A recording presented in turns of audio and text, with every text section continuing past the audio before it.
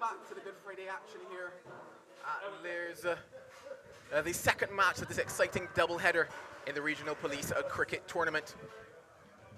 And now it's the turn of Antigua and Barbuda. They're taking on Grenada. We certainly expect another cracker-jacker of a match. In terms of the toss details, Grenada, they won the toss and they opted to field first, which simply means that Antigua will be having first knock here. My name is Joel Manning, and alongside me, once again to take you through the opening exchanges of this action, is Wayne Holder. Yes, Joel, and this game is important from the point of view that having won the earlier match here against the BVI Trinidad and Tobago, now officially in second position in the standings on 16 points, well equal with the St. Vincent and the Grenadines side, who are currently expected to be taking on the Cayman Islands in their final preliminary match, that game being played in St. Philip at the Barbados National Oil Company. So the Grenadians looking to win this one and top the Trinidadians in the standings. Yeah, well, getting things started for Antigua and Barbuda is Teron Payne and Malik Marcelin. And opening the bowling for Grenada, it's Josh Thomas.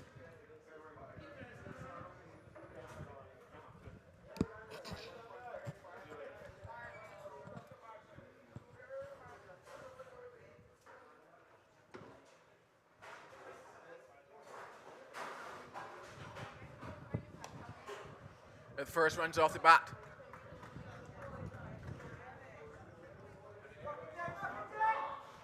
Pulled back just inside, but fantastic running from them. Produces 3 runs to get them going. Well, yes, it's going to take a lot. It takes very, very good running to get 3 on this ground. Not the biggest, widest expanse for an outfield. And I thought that was excellent stuff from the Antigua and Barbuda pair of opening batters to manage to come back for a 3rd run there.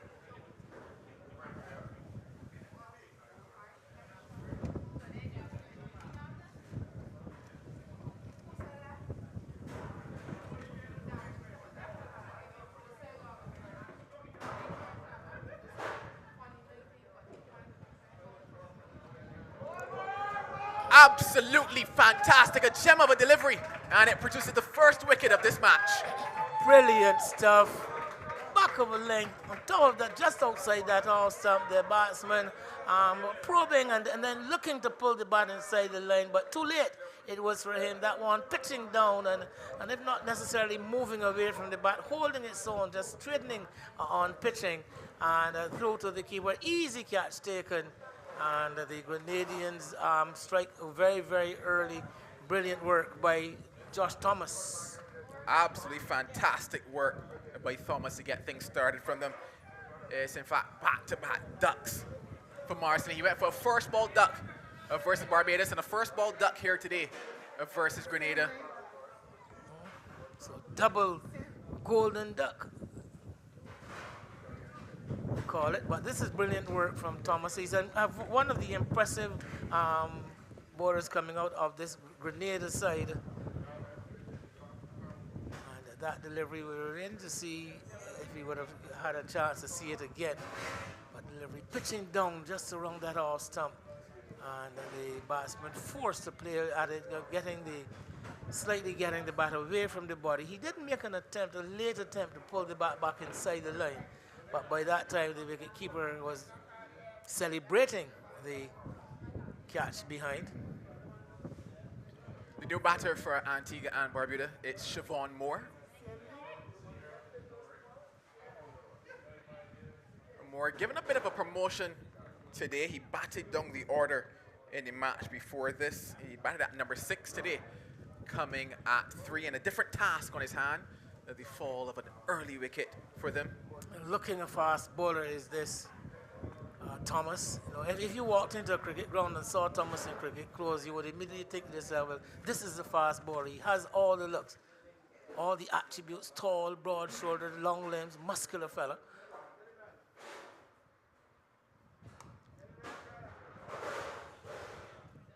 timed into the offside. Once again, just pulled back inside the boundary. Just using the pace of the bowler that time. Just leaning on it.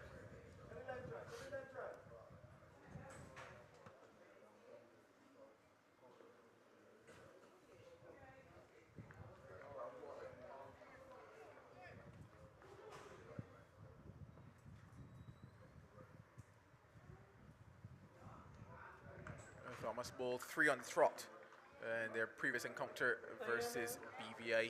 He's really worked up some good pace across this tournament, and more often than not, he's gotten Grenada off to fantastic starts. But yes, and the Grenadian pace attack, like St. Vincent and the Grenadines, are really outstanding among all the teams that we have seen.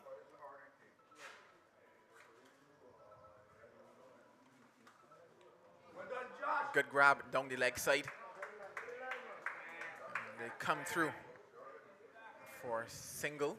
Just losing the line there, Thomas. Joel, would it be safe to say that some of the, slightly, some of the pace have gone out of the surface? We've seen it.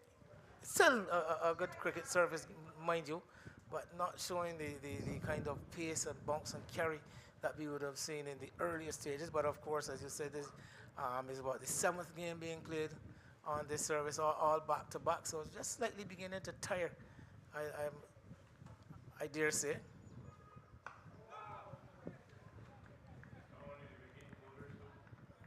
The end of, in fact, one more delivery, yes, a wide. Yeah, he didn't factor in that additional one. Well, and there's also the claim that playing back-to-back matches on even the bowlers themselves would begin to show some of the rear, the effects. I think the turf technician here would allow you to know that it's probably more so the bowler's tiring than his surface out there. It's a matter, I wouldn't argue. I wouldn't argue. Whipped away nicely. And that will be the first boundary to close out over number 1. At the end of 1, it's 13 for 1. Well, yes, and getting a bit too straight there. And this guy Payne seems to be very proficient at the deliveries on his pad. Remember, he got off with 3 runs off the very first delivery. And this time, Joseph again on the pads and whipping it away for a boundary. So 13 in the first over. The Antiguans would enjoy that start despite losing a wicket. Payne has done quite a good job for Antigua and Barbuda. He got 39 in their last match. It wasn't a winning outing for them, but it was certainly a good start for him.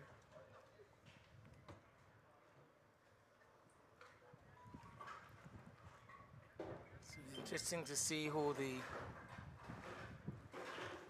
Grenadians bring from the southern end. We've seen a couple of teams work the option. I think it was the Vincentians who worked out a method where they allow the faster bowlers to bowl from the free end at the north, and that incline at the south, they operated with their spinners even with the new ball.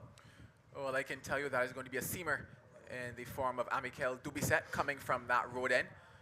And he's actually bowled quite well from down there in partnership with Josh Thomas. I do believe he picked up 2 wickets in the first spell that he bowled from that end in the previous match that they played here. So he would have fond memories of bowling from there.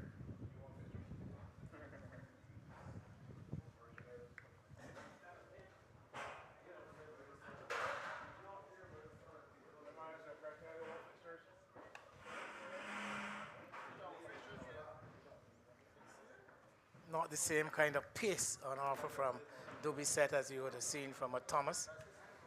But good control would have been his main asset. Yeah, certainly that's what Dubisset brings to the party, that measure of control. Certainly not up there in terms of pace, but he's been good in terms of the length and length that he's bowled, and not just that, but consistent. And I guess that is why he's been successful across this tournament. He's got the left-hander to contend with, no?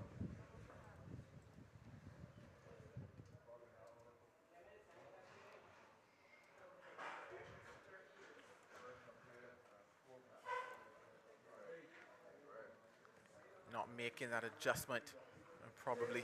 It's always an interesting task for bowlers to have to very quickly make the assessment and adjustment as it relates to the left-hand, right-hand combination at the crease. Well, yeah, it's always a tricky bit for bowlers.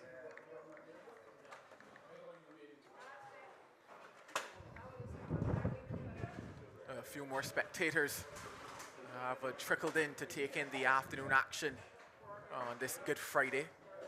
As anticipated. Driving.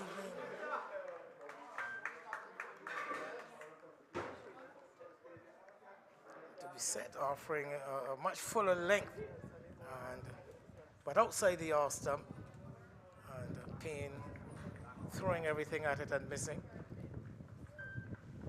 Maybe living a little dangerously there. Yes, there's a man that slipped, but I dare say with the mid-off up, looking at possible trouble with that one. Very strong on the onside is this guy, Payne, and putting that one away. That is Tron Payne, it is, but very, very strong on the onside. And every time that the bowlers are straight onto his leg stump, he's made them pay. We did see that delivery outside the off stump, which he swung at and missed, but this time to be set again, coming straight and exploiting that area behind the infield on the onside. Quite noticeably, the teams, you see, teams learn as things go on. We see the Grenadians immediately starting with a man at deep mid-wicket with the left-hander batting from this northern end where we're hitting to that good hitting end. But that one was wide of him, or he wasn't a factor in that last shot.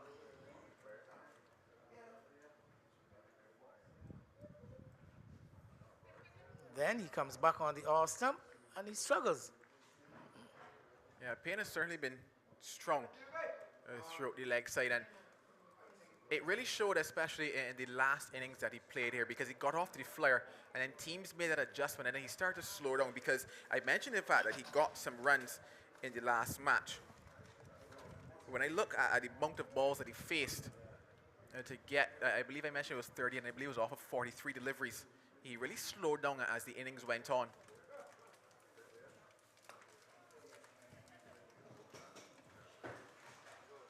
And I think it's really a case of teams very quickly assessing and working out his strong areas. And I think that today is certainly a prime opportunity for him to showcase that he could probably also go through the offside and not necessarily always go for the power as well, because in terms of the outfield, we've seen that the ball has run away nicely. So if you can just get that timing, allow the ball to come onto the bat, there are runs here for you as well. One delivery left in the second over.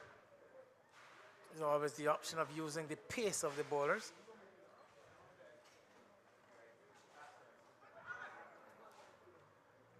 The thought of an appeal it very quickly goes away. At the end of two, it's 20 for 1. Got a mixed over there from Doobie Set, and an over which cost him some 7 runs, but I think by now he would have worked out each of these individual batsmen where he needs to keep them quiet, to keep them under check. And 20 for 1, still a very good start though for the Antigua and Barbuda side. No chance of making it through to the semi-finals, Antigua and Barbuda, but they would want to finish the tournament on a high. And the rivalry is still very much there among these teams, so I don't think that there will be much chance of either side easing up. And that is certainly wayward and runs away into the boundary. Not what Thomas or Grenada want here at the start of this innings. Losing control of that delivery. It'd be interesting to see what transpired as he landed. But that one really got away wide. I mean, actually, the man at first slip, it was closer to the slip than it was to the... As a matter of fact, it went away to the left of the first slip fielder, who is not exactly fine. So that one, one wonders if it actually pitched on the playing surface, could possibly have been called a no ball.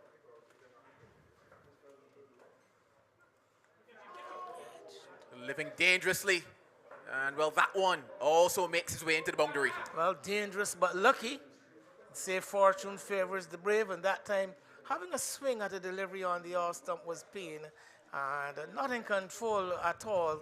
The ball taking the edge, the third man is wideish, and that ball going quickly, and a fine for a boundary. But again, showing some weakness there on anything outside that off stump. Payne worked to his advantage this time, picking up a boundary. Fortune favor him, the luck in his favor. Will it be a good Friday for Payne? Just the one slip in place, so quite defensively set field, as could be understood. Playing this T20 format inside the power play. Third man and a long leg, the two fielders placed at boundary's edge.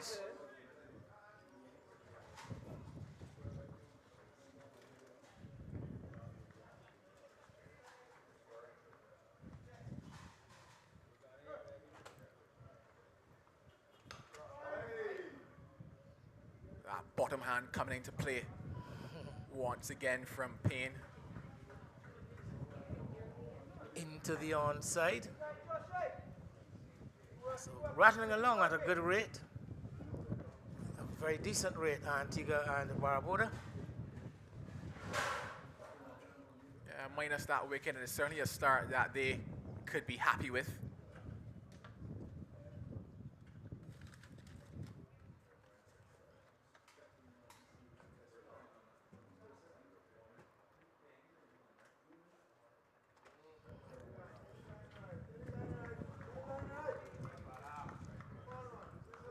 Thinking about the starts that Antigua and Barbuda were able to get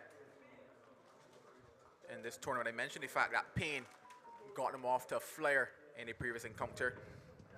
Looking at the power play score for them, it was 50 for 3 in their last game. Certainly well on their ways to maybe getting that plus more today. A chance maybe. Falls just short, agonizingly short of mid-off. Word coming out of the BNOC in Woodburn, St. Vincent and the Grenadines winning the toss and electing to bat against Cayman.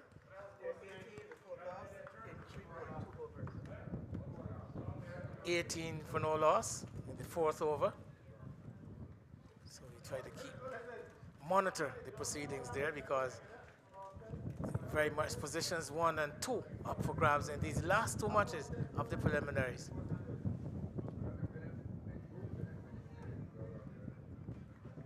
Closer to that off stump now is Thomas.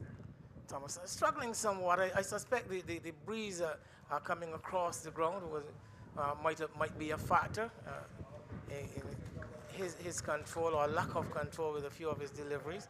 May also be looking to bowl a bit too quickly, losing his shape, falling away at the delivery, at his delivery stride. We take a close look at him on this time. And success for Thomas, success for Grenada. Goes and chasing, and once again, I mean, we detected this from the very first over, Joel, that this guy Payne very strong on the leg side, and he's shown some weakness on that off stump, getting a delivery wideish, looking for the big shot, chasing after the delivery, good catch taken in the slip, and Thomas reached some success, a kind of mixed bag from him, but on that occasion, getting it right. Here he is.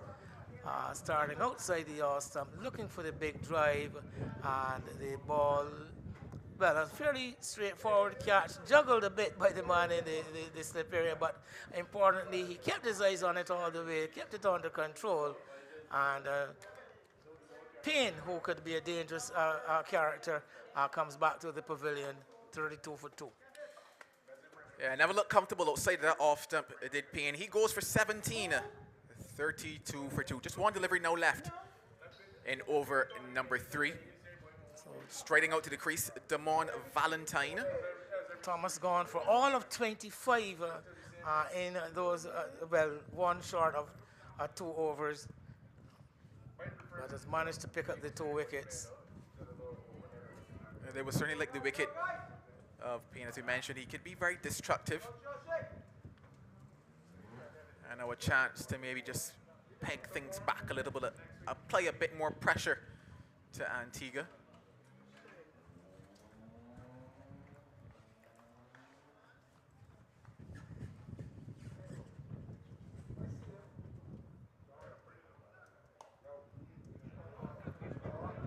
That certainly will run away. The outfield has been fast here, so a boundary to get Valentine off the mark at the end of 3, 36 for 2. Well, it's all or nothing from Thomas.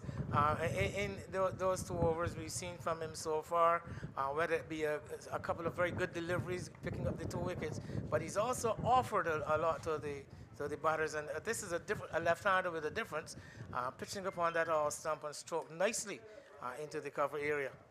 This is certainly where I think that Payne maybe missed the trick, and I mentioned it in terms of not necessarily always having to go for the power. We've seen how the outfield has run away here at the ground. It's really just about getting that timing, you know, and you saw it there on display from Valentine, just getting behind it, opening the face nicely, picking the gap, and collecting 4 nice-looking runs for it.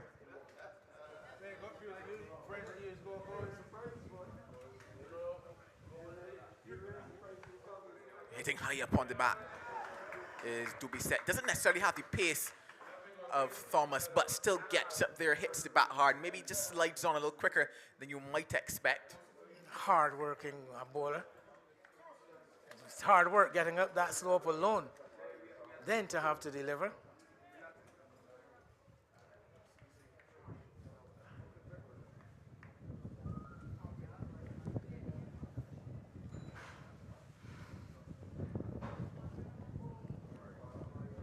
Those extras for Grenada piling on. We're just into over number 4, and already 12 extras have been bowled in this inning. So from that perspective, not what they would have been hoping for. Looking for that full-length delivery, looking for that Yorker length delivery, I suspect, to be set, and getting his lines all wrong.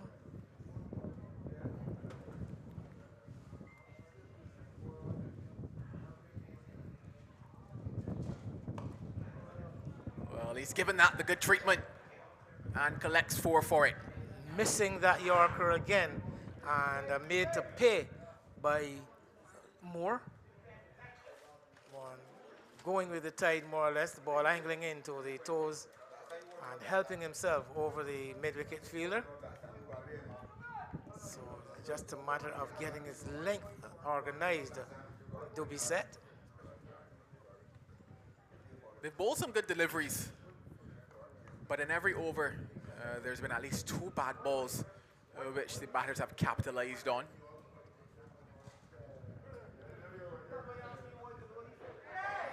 Feeling for it, gets the edge, and the umpire says, you have got to go.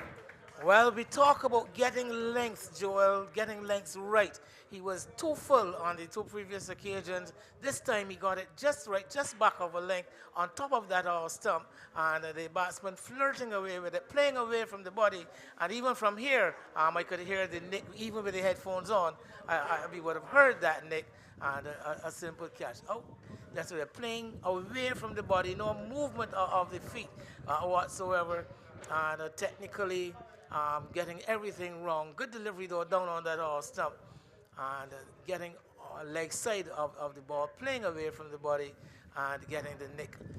Not recommended for the schoolboy to watch if you want to be the technical player, getting that right foot across on top of the stump, getting behind the line of the delivery. Dubisset now puts 1 in the wicket column for himself. Moore has got to go. He just went for 8. It's 41 for 3. I remember some time back having a conversation with a guy, Luther King, out of the Holdersville area, a prolific scorer, older guy, and he once told me that, you know, that batsmen have eyes in the back of their heads. And I couldn't understand what he was trying to say, but he told me that your right foot is your eyes in the back of your head, because once you know where your right foot is, you know where your wickets are, and you know when to play or when not to play. That was his theory. For a second, I nearly thought you might have said Luther Vandross. But straight into the crease now, Derek Murillan. A spot of problems, a bit of bother for Antigua and Barbuda. Yes, the runs have been coming, but the wickets have also been going.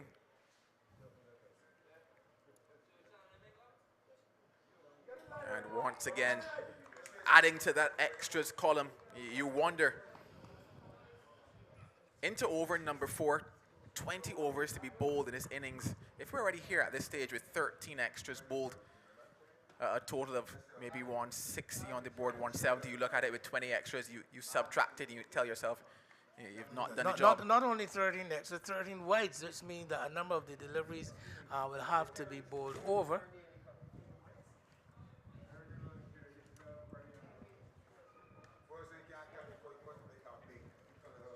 Off the mark now is Murillan.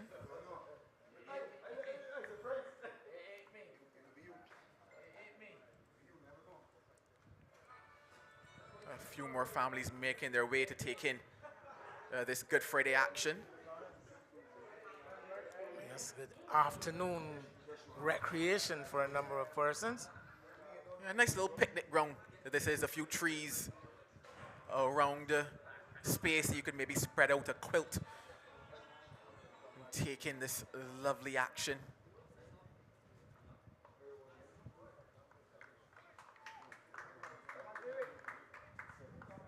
It's nice to see that even though the home team Barbados is not playing, people have still come out to watch. And I must say that across this tournament, they've been treated to a real spectacle. Some more spectators there under what looks to be a bit of a makeshift shed, a bit of a truck. Improvised shed at the far end of the ground. Actually, that is a vendor station on that side of the ground. People taking advantage, being the Good Friday, being the bank holiday. Well, 4 overs have been bowled. It's 43 for 3. And going around at a good clip, though, the Antigua and Barbuda teams, they're scoring quickly and they're losing wickets quickly. But that is the nature of T20 cricket, I guess. You know, the action happens fast, and the best teams are the teams who play what they call fearless cricket. So, but this venue has been a popular venue. I think that this tournament coming to this venue, though, has been something of a revelation to a number of people across Barbados. I myself have been here a few times, and I knew of the ambiance here, but I think this tournament has been a wonderful advertisement for the Lears ground. It certainly has been home to a lot of fine action over the last couple of days. Well, Josh Thomas, he's been removed from the attack. It's going to be Laurie Williams now. Left arm over the wicket is Williams. Greeted with the lofted shot. Won't have what it takes to get to the boundary, but 2 runs for them. Another one of the pace on offer for the Antigua and Barbuda side. One would expect to see a lot more use of this facility here at Lears. I think the word might have gone up to the Barbados Cricket Association of the possibilities here.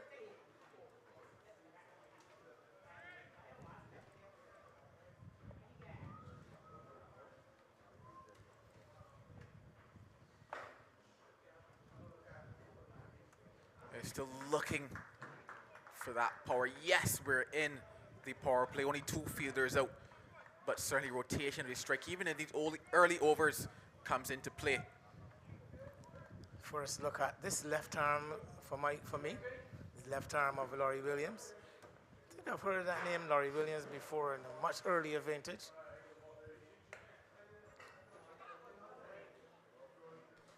The man at mid-off back on the circle, so an easy run for them. But once again, you see in terms of how they're going after the ball, just looking for the power at the moment.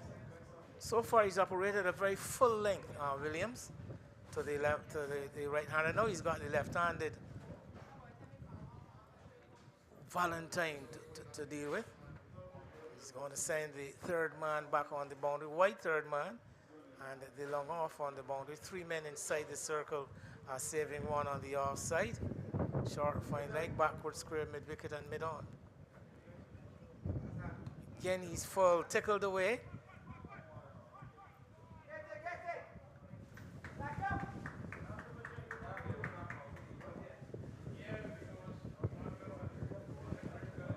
Has been the main feature of his bowling so far, that full length, full and straight. He certainly wouldn't want to drop it short, I guarantee you that, because Marillion will be looking for it and will probably latch onto it. Lovely Work for the shot. man at long on to do, and a Lovely unfavorable shot. bounce means that it goes into the boundary. He did the hard work there, got around, but the outfield not favoring him on that occasion. It's 4 more, and that takes the score up now to 51 for 3. So the 50 up for Antigua and Barbuda.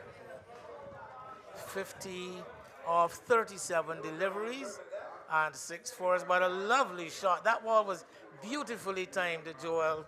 Sweet. It sounded sweet coming off the bat. You see it on drive. Some say it's the most difficult shot to play in the game, but when it comes off, it certainly looks good. And that one came off. Unfortunate for the fielder at long on, but that shot deserved 4. Fantastic cricket.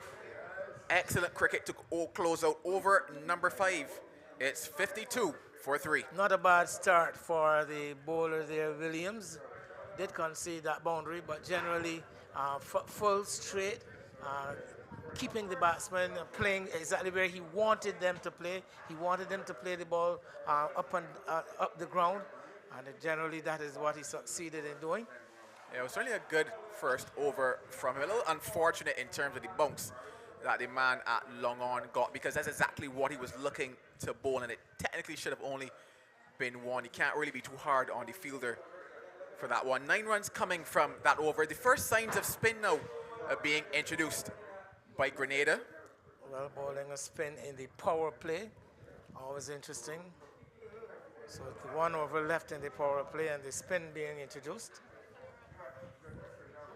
It's going to be Darryl Cyrus into the attack. Cyrus hasn't in fact been used relatively often, I would say, across this tournament in the final over of the power play. I do remember he was also used in the super over versus Barbados and kept Barbados at 7 for 1 in that. Usually starts quite quick and flat, does Cyrus. We'll see how he goes. And in expected fashion, there he is. I just remember, just see Cyrus bowling the quick leg spin of Cyrus.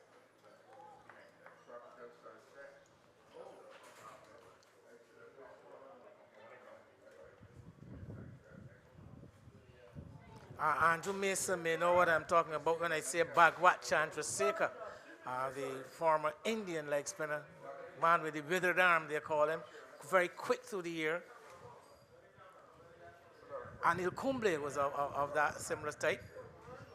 Drops it short and might pay the price for it. In fact, he does. That one's going to trickle away. Yeah, straying down the leg side there and just helped around. In fact, signal wide. That's okay then. By Not the taken umpire. by the keeper. So adding to that extras column. More wides.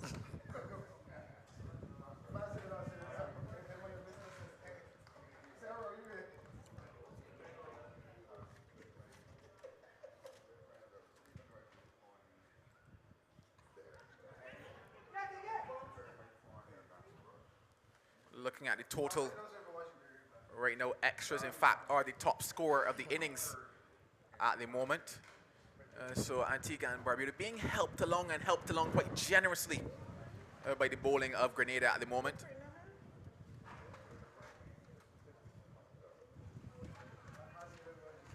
It'll be interesting the adjustment he has to make for the left-hander with the wind blowing towards that leg side. The man goes back to deep mid-wicket. The matchup definitely favoring the left-hander. Yeah, the fielder out at long on. just going across with the angle. Getting it right that end, keeping it outside off.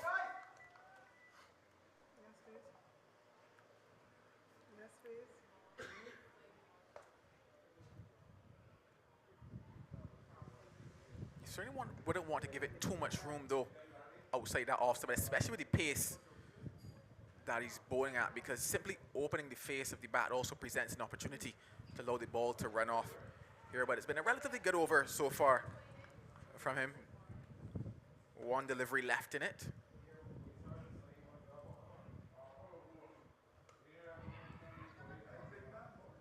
A chance, but home safely at the end. So the end of the power play after 6, it is 60 for 3. Well done to Antigua and Barbuda, although we did get a good over there from the leg spinner Cyrus. But excellent work at that final delivery. Good cricket on the part of both players, just dropping that ball into the outside, and good communication coming through for the sharp single immediately. 60 for 3. I think Antigua and Barbuda would have asked for much more than that. I certainly would be relatively happy with that start. Not necessarily the wickets, Colin, but in terms of the runs, I mentioned the fact that in the previous game they got up to 50 for 3, so 60 for 3. It represents a better start in inverted commas for them. Still a little bit of worry as it relates to losing those early wickets, but there's a chance for them now into these, almost into what you would consider those middle overs, the overs at which you attempt to set yourself up. Of course, the power play has ended, so it means that 5 fielders can be outside of the circle, so the boundaries might not come as quickly. So it now comes into a bit of situational awareness, you know, looking at, okay, how do I now continue to score my runs, keep the scoreboard ticking over, capitalizing on the bad balls. Keeping those wickets intact, importantly. Talking about ticking over, working it nicely into the offside. Murilon has played some clever cricket, I think. He's very adept at taking the weight off his shots, manipulating the ball into the gaps on both sides of the wicket.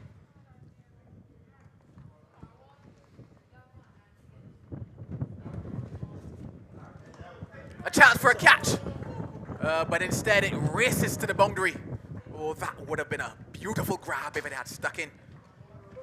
It would have been, but again, excellent timing from Murilon, coming onto the front foot and flicking this one through a much wider mid-wicket this time, but seems very adept at that on drive, seems to favor that shot. And he hit that one well. The fielder did have a chance, but I think that ball traveling much too quickly. Yeah, as you said, it would have been something miraculous had he been able to bring that off.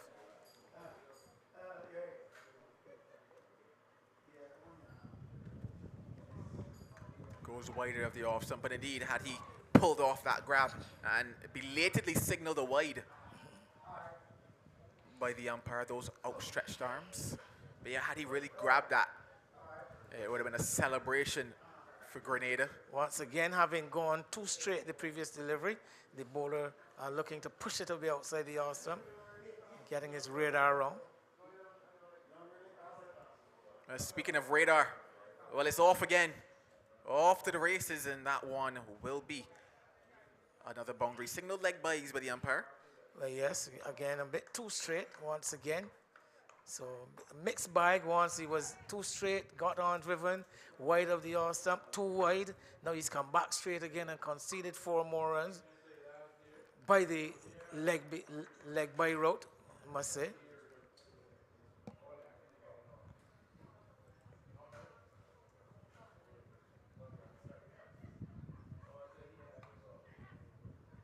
You might almost want to call it a bit of a lucky dip over. Not too certain what you'll pull out the bag.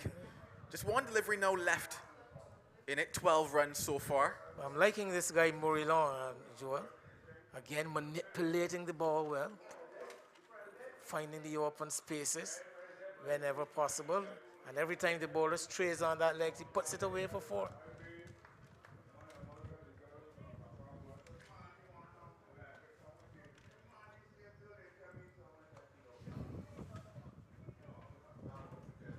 A missed field. And he's not going to want to look back at that. So 16 runs come from the over. It's 76 for 3. Well, hard luck to the bowler. They think getting it all wrong, getting his feet all tangled up there at third man, that fielder. The ball coming to him quickly, I think, but at one point he seemed to have overrun the ball. In fact, he has outside the off stump. And comes into the picture now, coming around and actually overrunning the ball and not getting down and getting anything behind it. And the 4 runs off Williams. A bit unlucky there on his part. 76 for 3. The Antiguans continue to motor on at this very, very healthy rate. Now a rate of 10.86 runs per over. Yeah, it certainly is wonderful for them at the moment, and I keep looking back at what they've been doing in this tournament, because in looking at how things went for them, they were 50 for 3 after 6 versus Barbados, went on to be 75 for 3 after 10, now 76 for 3 after 7. So you would have to say that they've been gradually improving as the innings has gone on in terms of what they've done in the past. Change of bowler.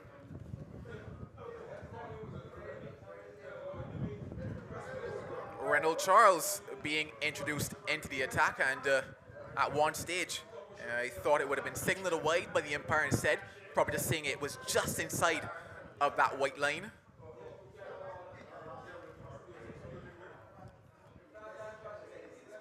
Seems to offer a different proposition than that of Darryl Cyrus, who was relatively flatter through the air. Charles offering to give it just a bit of loop, as they would say. So the left-arm orthodox bowling to the left-handed batsman from that southern end. Always something to look out for there. Yeah, the matchup certainly favoring the left-handed Valentine at the moment, but standing tall and ready for the task appears to be Reynold Charles.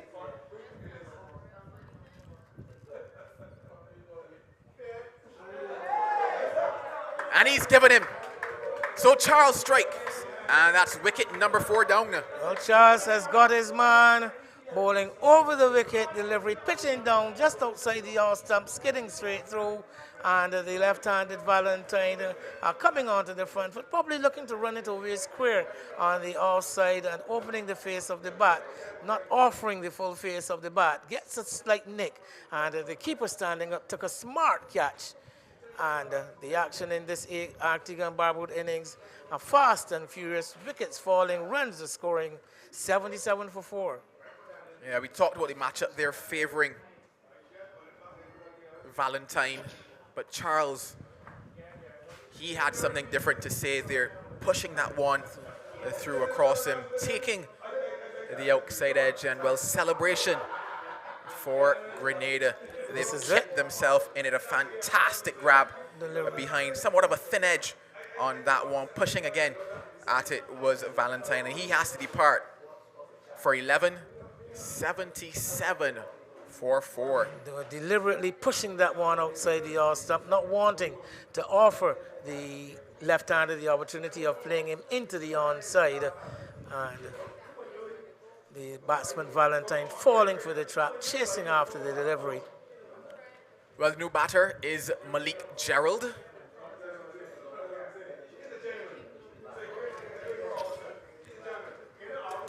Gerald went for a duck the last time he was at the crease.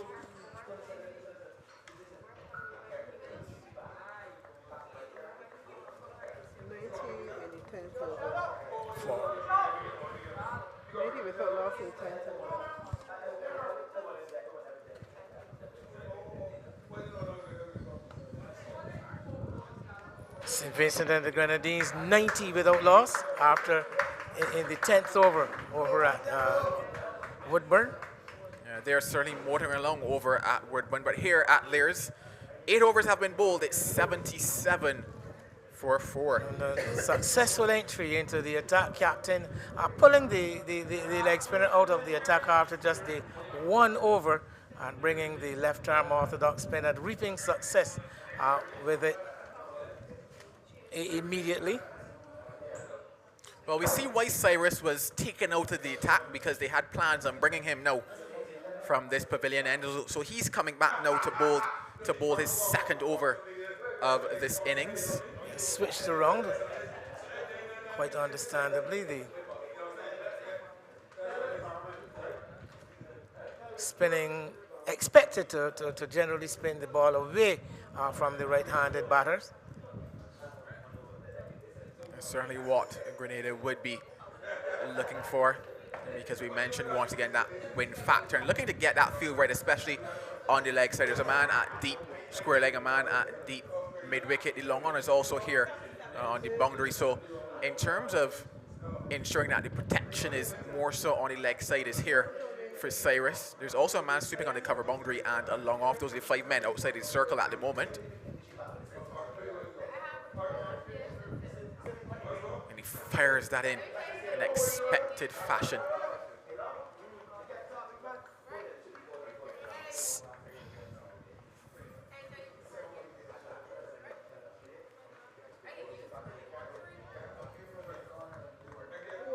Really into some good work is Cyrus. His first over went for 8, so relatively quiet. I do know that there were 5 wides in there as well, so just 3 runs off the bat from his first over. And 3 dot balls to start this one. So building up a bit of pressure on Antigua and Barbuda. It's nice to see that Gerald is walking down to have a conversation with Marilyn, because it's really about understanding that, okay, sure, good balls must bowl in cricket, but if you're still here, you have a chance to keep things going, find a way maybe to rotate the strike. Just like that.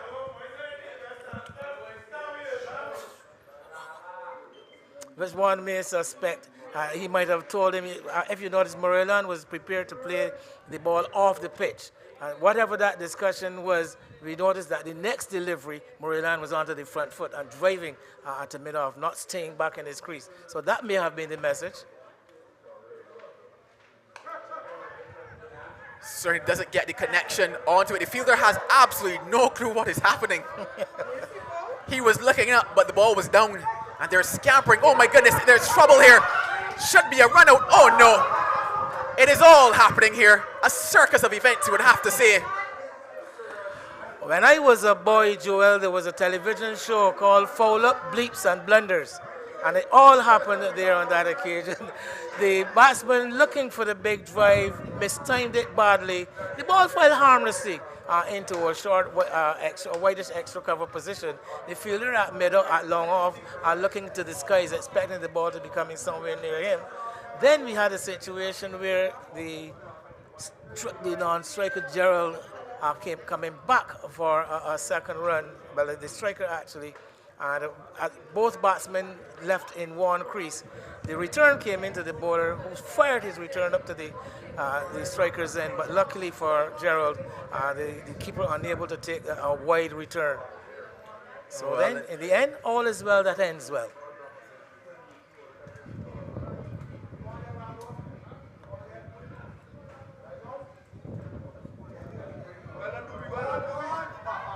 Oh no, he's got to go. Can you believe it? I certainly can't. Wicket number 5 is down. And well, what is happening here? We saw the fielder miss the ball in the air, but I get the feeling that the batsman Moreland had no idea where that ball had actually gone, because the ball had traveled harmlessly to the fielder at deep mid square leg. He came in, picked it up, and it was just a matter of holding your ground, a safe one. I mean, watch it here again. The ball played away into the, well, we're not exactly going to see it here, but the ball played away into the onside, and Moreland coming easily into his crease for the first run. And I'm almost sure I don't think he could have had that much of a brain fade, Joel. I think it was a case of not knowing exactly where the ball was, believing that the ball was someplace else other than where it actually was, and just gifting his wicket. That was a gift of a wicket if ever there was one. Well, ladies and gentlemen, you would have to call it a comedy of errors. The previous delivery, the fielder had his head in the air looking for the ball. It was actually on the ground. They found themselves mid-pitch, had a bit of a conference. No run out there. The very next delivery, only heaven knows what happened. Well, you know, batter to the crease is Jerron Jones. 81 for 5 now, and we're into over number 10. Luckily, we didn't have to describe it because the viewers would have seen exactly what happened on the screen, but it would have been very difficult to describe if that wasn't the case.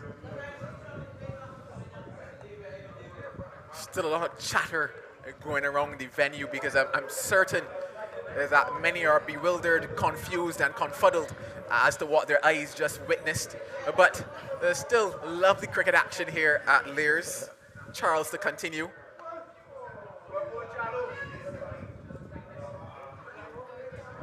It's one of those things that, had you not been here, As I said, how do you describe that to someone who wasn't here?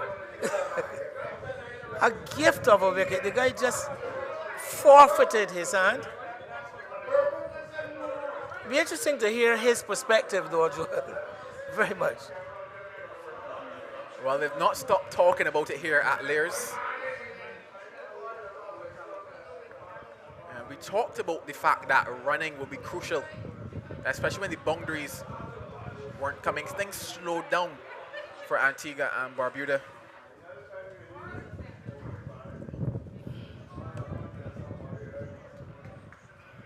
And after things slowed down, a couple errors in communication, and at one stage it worked for them because there was no run out. They were still safe, and then, well, things have gone from bad to worse. What looked like a promising innings from Moreland too, coming to a bizarre end. It's just been interesting to note that even though the wickets have been falling at regular intervals, the runs have still been coming for them. That run rate, now another little mix-up maybe, no, gets there safely. So it's just been interesting that even though the wickets have been falling, that rate has never really dropped below 8 since the start of this. Well, we're at the halfway stage now. 10 overs have been bowled, 84 for 5. Another very eventful over. Reynold Charles continues to do the work for his captain, because in his 2 overs just costing the 4 runs, and he's already picked up a wicket. So at the halfway stage, 84 for 5, as we're going to have a refreshment break. I think everybody needs this little cooling period after the frenetic action of those first 10 overs, and I can go into looking at the Antigua scorecard. 84 for 5 from 10, so traveling along at a good rate, but I'm sure that they would not have wanted to lose as many as 5 wickets in the first half of their innings. Lawrence at the top, 17. Marcelin, 1 ball, his second first ball duck. Moore, 8. Valentine, 11. Gerald, 3. I think we might have gotten it slightly wrong here. Have the scorers got it correctly here? Is Murray Lawn is the batsman run out? Who was the batsman run out? So I was calling Murray Lawn, Gerald, and Gerald Murray Lawn all along. So it has actually been Gerald who was run out. Murray Lawn is run out.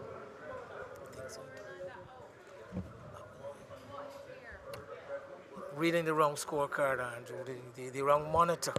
One monitor saying something different. So we've got it right. Moreland was run up for 19. Mm-hmm. And what you need to do is to listen to your daughter. Rather than look at the monitor. Yeah, but it was comical, wasn't it, that run out? But bizarre. I found it totally flabbergasting. I still can't understand what happened, Andrew. Haven't looked at what happened a couple of balls earlier. The delivery earlier, Yeah. I mean. What do you think happened there, though? I just think that he lost clearly lost where the ball had traveled Right. to, and figuring that there was another run on offer, he would have believed that the ball was someplace completely different. That's the only explanation I can give for it, because the ball went straight to the fielder. Straight to the It was a fielder. simple, straightforward single, and that was Yes. the end of that. And then for no reason at all, he came charging Yeah. back down the wicket, and the fielder just had the task of lobbing the ball back into the keeper. As we were saying, Bob, he turned blind. It was comical, and he's gone. And it's now 84 for 5. This certainly represents an interesting position for both sides. One in that certainly, when you look at it, Grenada looking to exert a great deal of pressure to restrict them to maybe 120, 130. On the other hand, Antigua and Bob Buda hoping that Gerald and Jones can really get things going and try to get them up to 150, but we shall see. The rate is 8.40, so the action continues as it's going to be Cyrus. He's in bowls, and he's not bowled badly. 2 of us costing 12. Fast leg spinner, Andrew. Yep. Reminds, who does he remind you of? Kumble, possibly. Yeah, But Comble. yeah, I think so. He actually flighted up that last He did, delivery. yeah. As So, if to prove me wrong. so he wasn't Kumble then. Well, who does he remind you of? Well, I mentioned the name Kumble. Bhagwat Chandrasekhar. Chandrasekhar earlier. At the start. Right. Earlier. Okay. Sandal Badri also, but Sandal Badri hardly bowled a leg break, though he bowled mainly googlies and top spinners. He did, yeah. You're right. And was part of the West Indies management team for the T20s in South Africa that they won 2-1. Congratulations to the West Indies side. Still awaiting the schedule for the West Indies India battle. Of course, I understand it's going to be at the end of what, July, August? That has in fact been promised about two weeks ago.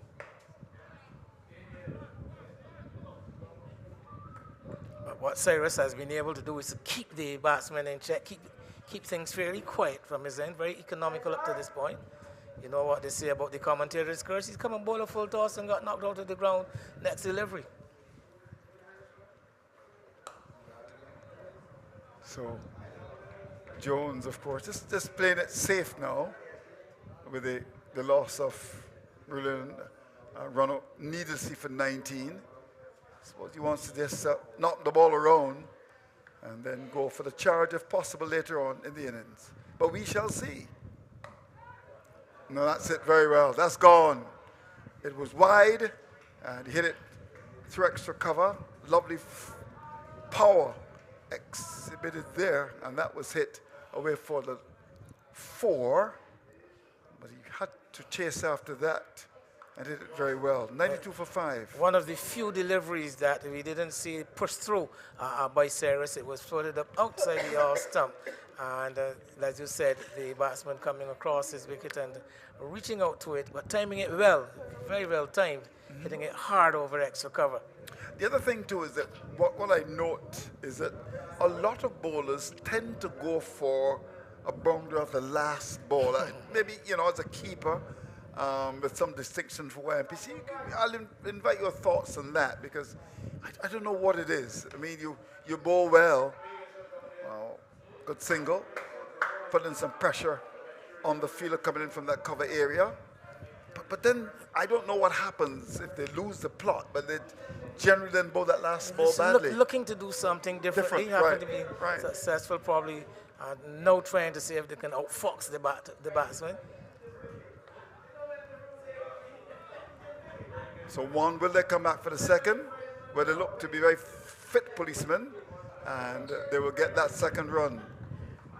So it's a matter now of a lot of balls left here. They've lost 5 wickets. I think they're now looking to ensure that they settle the innings and try to get up to maybe 140 if possible, or even more. We shall see. Chance for a catch. Oh, not taken. That was a dolly. I would have taken that. You would have taken that as well, and your daughter. Even without the gloves. Oh, my golly. But Cyrus going into the pitch, as he's been showing to do from time to time, and the batsman there, it was Gerald. It was actually Kato who dropped it. Straight Can into you his imagine chest. that, Kato? Oh, the man who made 145 batted so well the last time they played here. Went straight to him, Kato. Maybe his beard got in the way because I'm saying Kato, I know him very well. And he has a very big beard. Floored a sitter. Yeah. So here we go. More runs. They should get two comfortably. And they come back for that second run comfortably. Someone saying up and down, up and down. Just about to say that the Antigua would want to weather this spell here between the two spinners, Cyrus and Charles.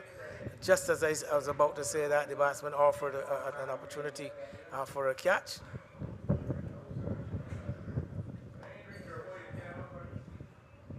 Kato's the fielder. Keep your eyes on him. Picks it up nicely. Ironic cheers. All right, so the 100 has come from the board. Soul of Antigua will be quite happy with that. 12 gone, 100 for 5. Exactly, 12 overs, and Cyrus continues, not Cyrus, and Charles continues to reel away from that southern end and keep the batsmen in check. They haven't been able to really break free to his bowling. I don't think he's conceded a boundary, no. 3 overs for just 12 runs. And a number of dot balls, 8 dot balls in there, and no boundaries conceded. But this spell between Cyrus and Charles has been very economical, quite a good work being done by both bowlers. And Darrell Charles will continue. He'll bowl to Gerald. The tumbling save at the extra cover area. Have that gone past Thomas? Yeah. It might have gone pretty close to the boundary. The fielder long off would have had a run to the left. Good work by Thomas.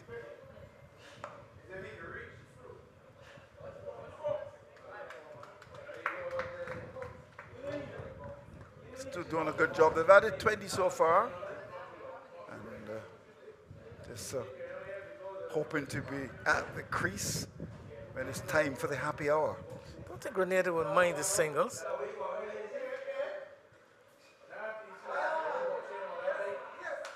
Well, he's been given leg before. On the back foot, struck in the palm. The umpire took a long time to give that. That was one that really fizzed through. It was the Combley-like delivery.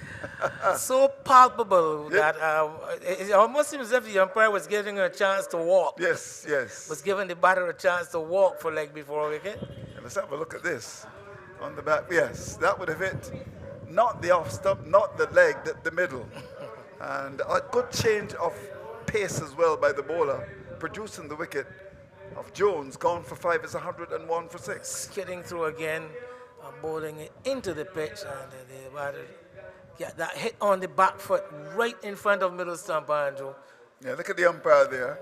I think he's expecting him to walk. The umpire was almost embarrassed. Yeah, I think so, to give that. I think umpire Carrington was almost embarrassed to give that. So, 101 for 6. So, looks as if they could very well be bowled out, Antigua. Antigua gone into a bit of a decline. Yes, Possibly still some bowled out. 7.5 overs left. Yeah, they may not make it to 20, we shall see. But a good performance by Grenada. They've looked good, Grenada, St. Vincent, and the Grenadines, of course, and Barbados, and Trinidad and Tobago with Lendl Simmons, who played today, got 21 from 8, and then was run out, much to the disappointment of the good crowd that is gathered here at Lears. As long as Simmons in that Trinidad side, they remain a danger. I would imagine. No doubt about that. In fact, the players from the BVI were quite happy to take several pictures with him after the game. In fact, many people came and got pictures with him, and he was happy to do it as well.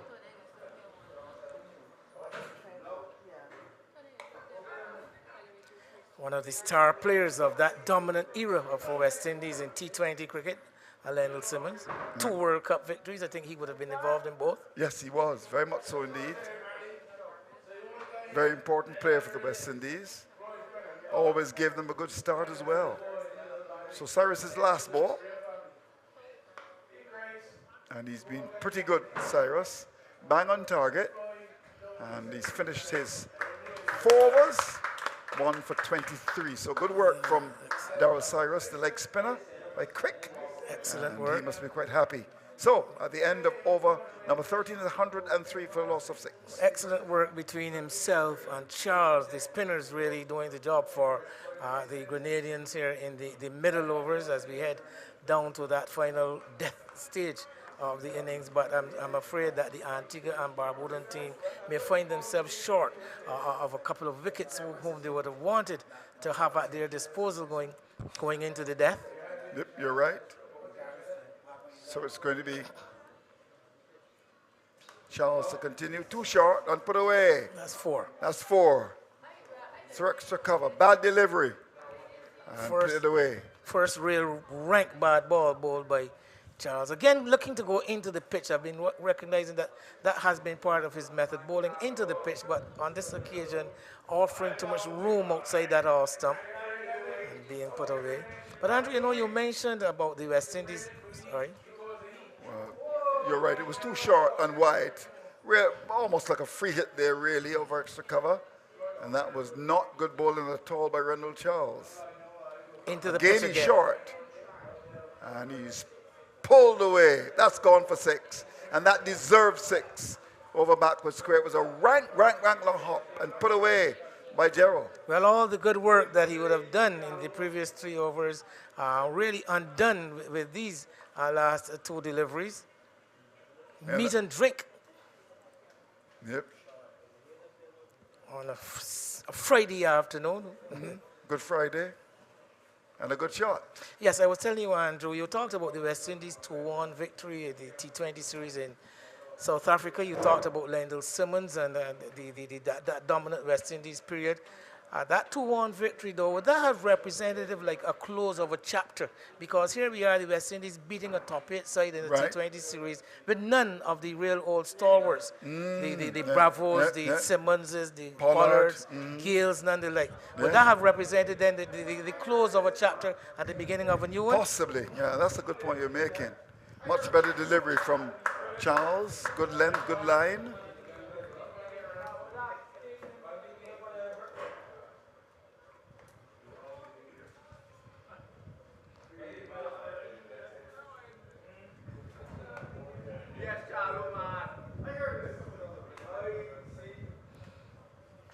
Like what I'm seeing there, the fielder charging in off the long off boundary, challenging the ball, not allowing the batsman any possibility of coming back for a second run. Yep.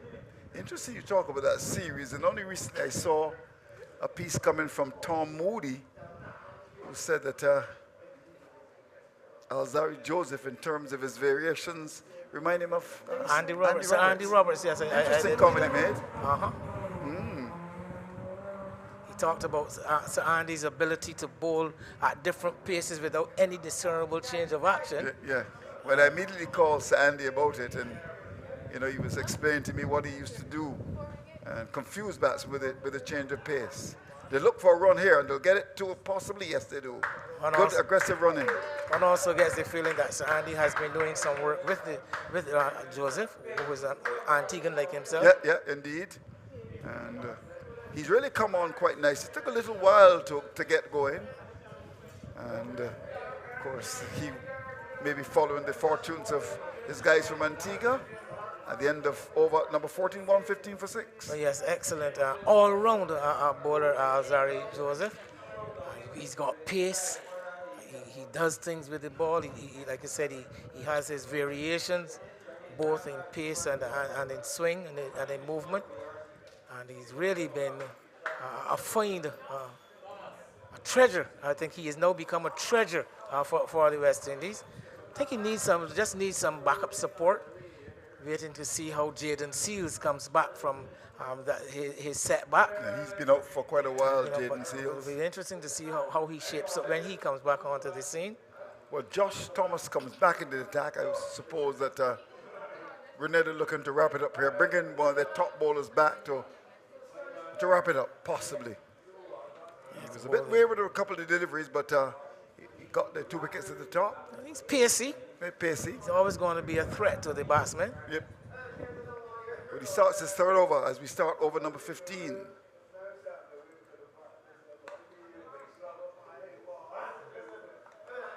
Lucky to get away with that. That was a full toss. Hit the bat hard though. Yep. You can hear the sound onto the bat. I think the pace might have caught the batsman by surprise. Yep. Yeah, I think so. Well, he possibly might have been expecting a short delivery, but it really rushed on to him. Very athletic is Josh Thomas. Lovely action as well. Good run up. Let's watch this run up. Yes. Elbows pumping. It's very well played indeed. And that's going to go to the boundary. Well, on this occasion, the full toss was wide. And he just had to get better than that. Goes down to wide third man. That's an important boundary. Just using the pace of the bowler there. As I said, just managing to get any bat on that delivery would have resulted in runs. So just getting it slightly round with his length. I think looking for that wide Yorker, Andrew, that has become so prominent in the T20 game. Yep. It was wide. He was looking for that Yorker, but he got it a bit too full. Yeah, third man couldn't get across at all. Third man is no wider.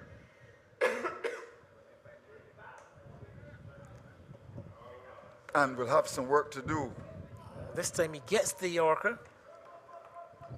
Still giving a single.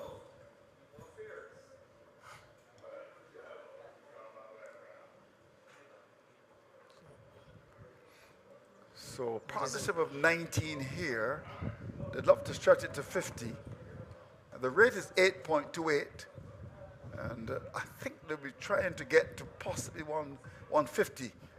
Well, if they're able to maintain this rate and actually complete the 50 over, the 20 overs, Andrew, 150, 160. Yeah, a little bit more, I would think.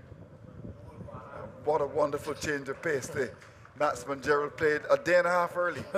Yeah, very well done by Thomas. Another one of the features of the T20 game, variations in pace from the bowlers, and that is one of the things that Tom Modi would have noted about Alzarri Joseph. So, but do you agree with the comment? Do you think Yeah, he was very spot much on? so. Yes, Okay, I spot can on? see a lot of Sahani in Alzarri. Okay. Definitely, though. Another And Thomas is calling for the ball. bamboozled. Yep. It's been kerfuffled. Yes. But yes, Sir Andy was very well known. Well, he didn't hit a lot of helmets because there weren't a lot of helmets around. Yeah, He hit a yeah. lot of heads. Yeah. But Alzarri Joseph, just like him, has run into quite a few helmets here recently. Yep. Sylvester Clark was another one of those bowlers with that ability to just up the pace without any change of action whatsoever. So Thomas's last ball of his third. And he ends well. So the last 3 deliveries, not a run scored, haven't conceded the boundary. Good work by Thomas. And 15 gone, 120 for a loss of 6. Well, yes, that was fine work by Thomas. Again, you can see exactly what he was trying to do throughout that over, either to bowl that full wide Yorker out just inside the wide line, or take pace off and deceive the batsman. And for the most part, he succeeded. But that is over number 15, Andrew. I'm going to make my exit. I'm going to invite the Gunsmoke to come back and to see us through to the end of this Antigua and Barbuda innings. Interesting to see where it ends up. All right, so we wait the arrival of Constable Brathwaite, nicknamed Gunsmoke. Hello, Gunsmoke. How are you, sir? I'm quite fine, Andrew. Okay. Good afternoon to everyone How again. did you get that name? We call that a long story, Andrew. It's a long story. Yes. And we can't put that on the stream. We can't put that audio on the stream. All right. It'd be interesting to find out how you got that name, Gunsmoke. Was it given to you by your friends? Yes, a colleague. A colleague. All right, fair enough. And we shall say no more. So Jerry Mara is coming to the attack now, bowling to Mason.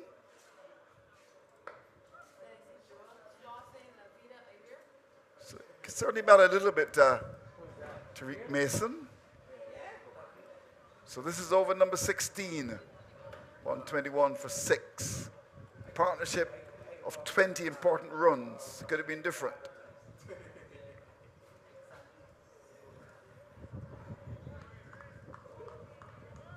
Gerald has been the top scorer so far. One or two cricketers getting starts but not going on. Payne 17, Valentine 11. Marulin, the captain, run out for 19.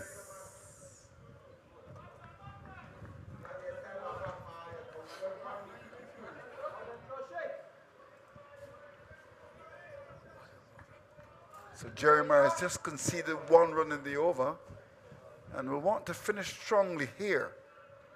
Let's see if Gerald has got other ideas.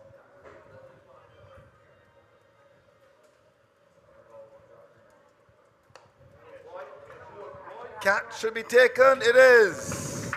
Down at long off. Given some air and driven down to long off. The catch is taken.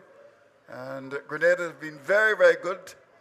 And it means that further trouble now because with the departure of Gerald caught by Charles for 30, it's 121 for 7. I think Gerald there, I think he had to do something with a couple of deliveries, no runs scored.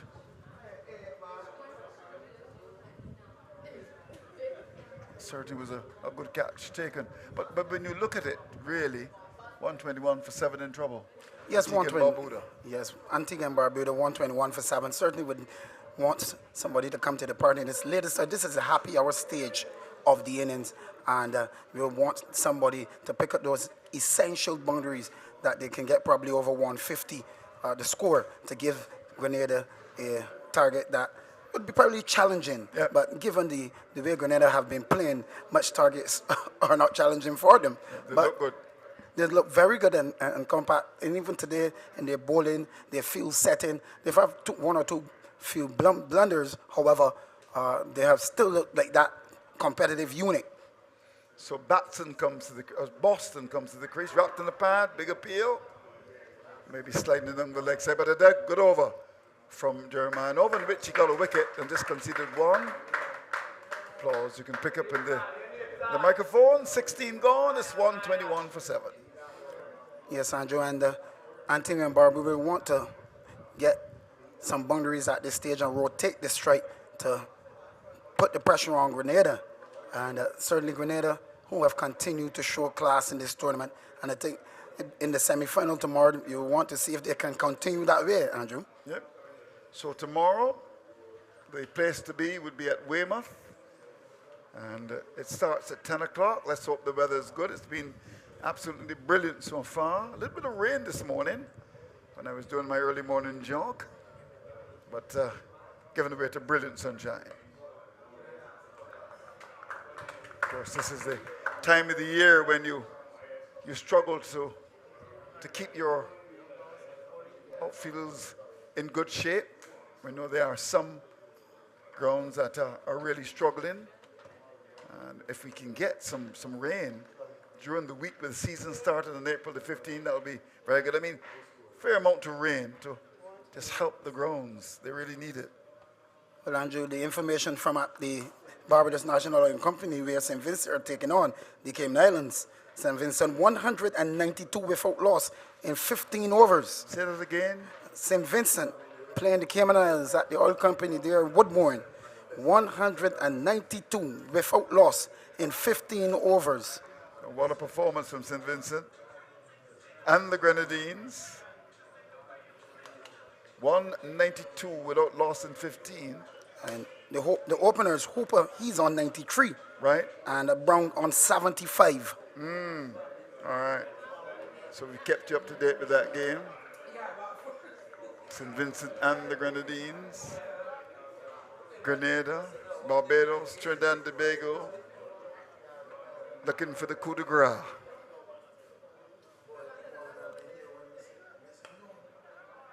That's a lovely shot. Beautifully played indeed. And it deserves 4 and will get 4. Beautifully played, wide of long off. That's gone away for 4. Welcome boundary to carry it to 128 for 7. Well, that's a beautiful shot there from Batson and picking up a welcome boundary for the Antigua and Barbuda side. But Andrew, earlier I heard you speaking about Thomas and his action. He somewhat reminds me, if you ever saw Ryan Best, how smooth, and when he gets here, how he delivers. And every time I look at him, I remember Ryan Best. So that was very well played. Wide of long off. Let's see what Thomas will do in his last over. How will he respond to this? He responds with a slow ball. He's bowled that slow ball consistently, and it has been successful as well. So we really want to thank our friends at Lears in St. Michael North East, I'm told, constituency of the Prime Minister, Mayor Amo Mortley, Auntie Mayor she's called. And you're not in that constituency, are you? No, I'm a St. Philip man. Oh, you're a St. Philip man. We get a single comfortably. Which constituency are you in? Mr. Indarweer. Indarweer is your man. So that's St. Philip South. All right.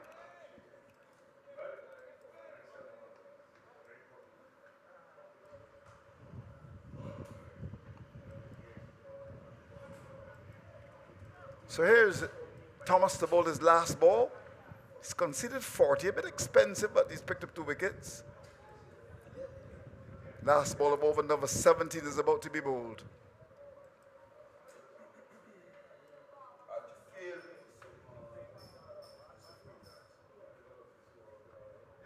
What a lovely delivery. He's really cut down on his pace, looking for control, and has come back quite well. Thomas Fovers, no better than 2 for 40 to end his spell. He gets his cap in the former Windward's fastball. I say former, but of course the Skies are quite keen to continue to play.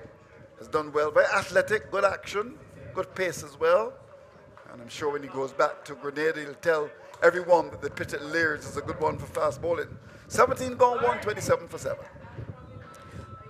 Yes, Andrew, Thomas completing that spell, and he really brought a lot of variations, and he really controlled on this wicket here today. And Thomas, we want to continue in that way onto the semi-finals. The way he's bowling excellently, pitching the ball in the right areas, and certainly the variations, the slower balls, he bowling very well. And Grenada, he's doing very well for Grenada. Well, it's going to be Jeremiah to continue. Big appeal, gone leg before, played across it. In fact, someone said dead. And, something had to give. Good delivery, bang on target, Boston played across it, gone, and further trouble, big trouble. 127 for loss of 8 in over number 18.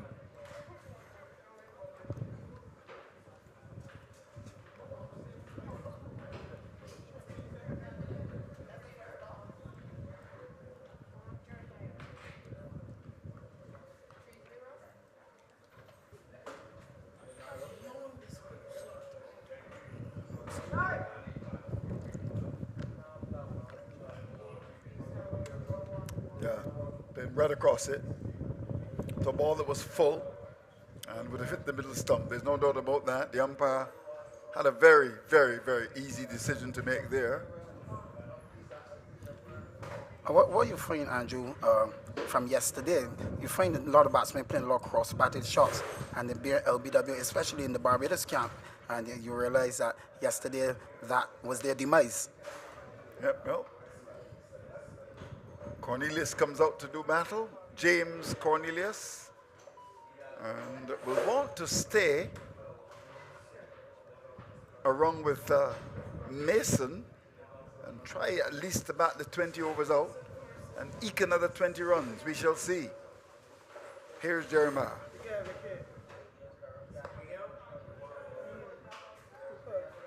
I'm told that Cornelius can give it a whack. Left-handed player. Good shoulders. Well, it's also going to be interesting to see how Mason plays this. He's faced 12 balls for just 9. But occupation of the crease is important here as well. You won't want to be bowled out on the 20. That's correct. Is this Mason family to you, Andrew? No.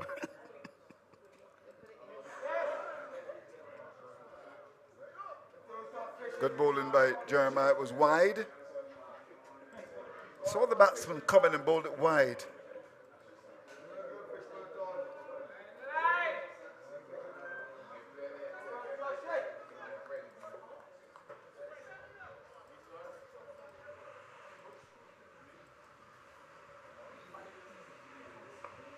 Very good bowling indeed. Keeping the batsman quiet, keeping Mason quiet. That was pretty quick from Jeremiah. He's got 2 balls left in the over.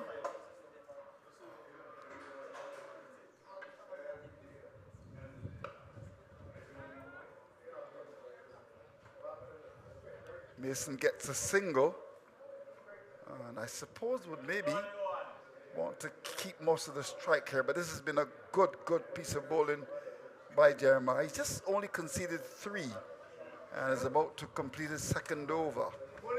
1 ball left. And he's been bowling brilliantly so far, Jeremiah. No, Cornelius can't get him away. Good bowling, as you said. 2 gone for him. He's picked up 2 for 3. 18 gone. It's 129 for 8. At 129 for 8, with 2 overs left, Andrew. What score that you think Antigua and Barbuda can get up to? Well, I mean, you're looking at what, 12 balls, if they can work it around, maybe try to get 140. You never know, small scores can give trouble.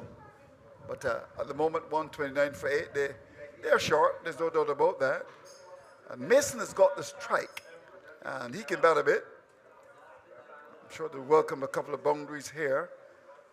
But I would think they would be looking to get at least in the next 12 balls available, maybe another 12 runs or so. Try to get up to 140 and work with that. Get a couple of wickets early. Put the Antigua cat among the Grenada pigeons and see what happens. Well, certainly they will have to go all out at this stage with 2 overs left. 140 is a good total to put on the board to defend. However, to get there, they must at this stage look to get after the ball in there. Dubisek is back into the attack to bowl his 3rd. He opened the bowling with Thomas.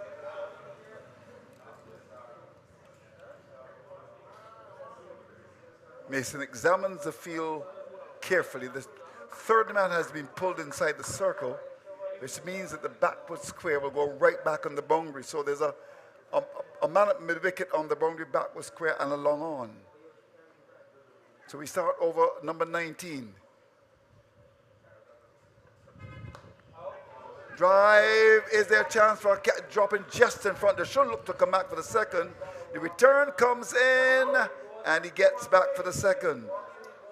So it looks as if Mason has decided, look, I'm going to try to play with freedom. I'm going to be calculated here. I'd love to get from the remaining 11 balls, maybe 20.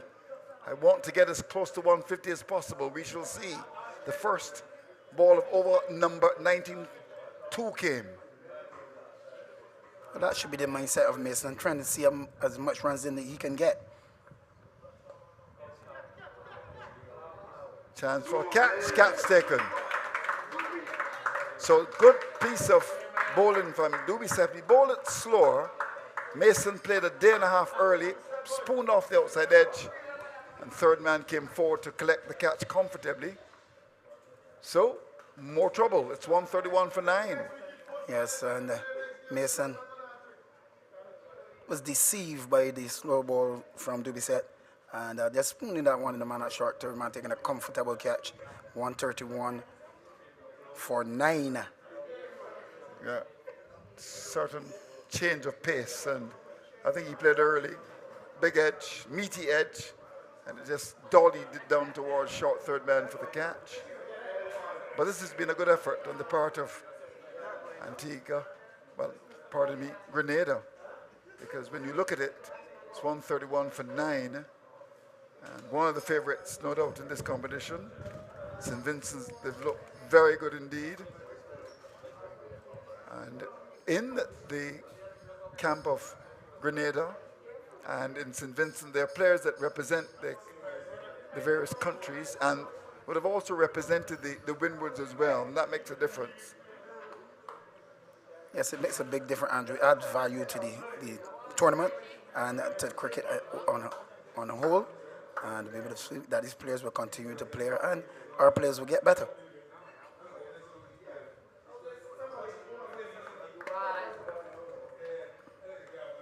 So Doobie said it's clearly recognized that, look, I'm not going to look to bowl fast. I'm going to just take some of the pace out of the deliveries, as he did to get rid of Mason, who played early. And that slow ball is very effective in T20 cricket. We've seen it all over the world. But of course, there's a gentleman from Barbados called Franklin Stevenson who bowled a slow ball before anyone way back in 1920. I wasn't born then, so I wouldn't know, Andrew. Very good slow ball. Perhaps the best all-rounder that we produced that never played for the West Indies, Franklin Stevenson. So I've got a Franklin Stevenson Academy going, and from all reports, it's been very successful. Working with the youngsters in the country.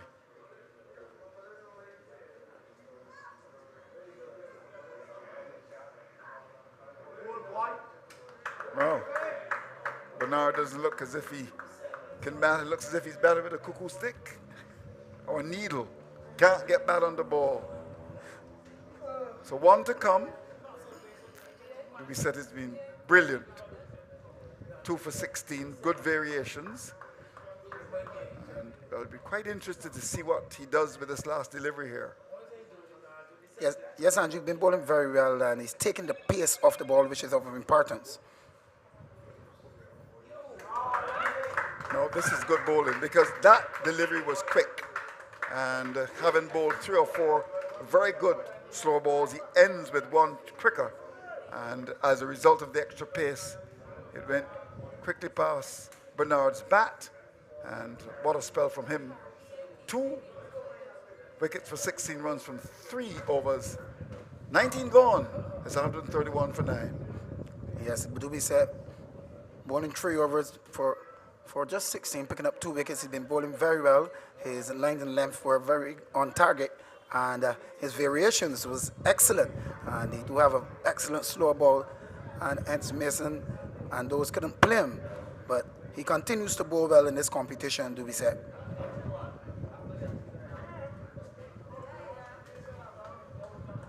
So we're at the stage where the last overs are going to be bowled. Here's Jeremiah. Will they come back for the second? They will. On a fumble. Done it wide long on. So 2 from the first ball of the last over. Cornelius would love to get a boundary or 2 here. They'd love to get to 140. We shall see. Very well bowled indeed by Jeremiah. That was hit into the pitch. And Cornelius just couldn't put it away.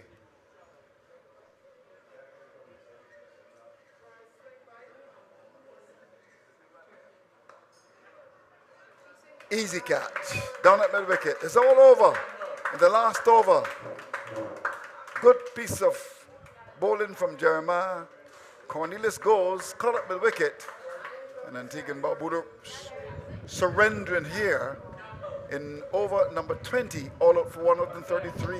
Good work by the men from the Spice Isle. Brilliant performance from them. Well, yes, that's a brilliant performance from Grenada. And they certainly would want to come now with the bat and to chase down these runs with as few wickets lost as much. And they want to continue their winning ways. One would think so.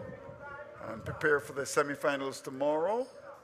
So, 133 all out in 19 overs and 3 balls with a rate of 6.82. So 2 things wrong in that the rate is not good at all, and they've been all out for 133. And when you look at this scoreboard, only 1 batsman really got going. Gerald got 30. Marillion threatened briefly for 19 at the top. Payne got 17, but you didn't get performances from Moore, who can bat a bit. Marcelin didn't score. Good work on the part of the Grenada side. And then at the back end of the end, it was only Mason who got into double figures. And I mean, Thomas at the top was a bit expensive, but he bowled with pace, then came back for his second spell and tidied up things nicely. To start the problems for his opponents, he picked up 2 for 40. Dubisset was brilliant, good control, 2 for 16 from 3. And at the end, it was Jeremy who was the leading wicket taker, just conceding 5 runs and picking up 3 wickets in 2 overs and 3 balls with support from Charles and Cyrus. Well, that's brilliant bowling from the Grenadian side. They came with a plan and they executed their plan and restricted the Antigua and Barbuda side to 133 all out. An excellent bowling from their bowlers. Indeed. So, the target for the Grenadians, 134, as the music pumps in the background. Lovely atmosphere at Lears in St. Michael. And the news is that's 133 all out. And we'll come back in about 10 minutes or so. I would imagine that the Grenadians should go on to win this.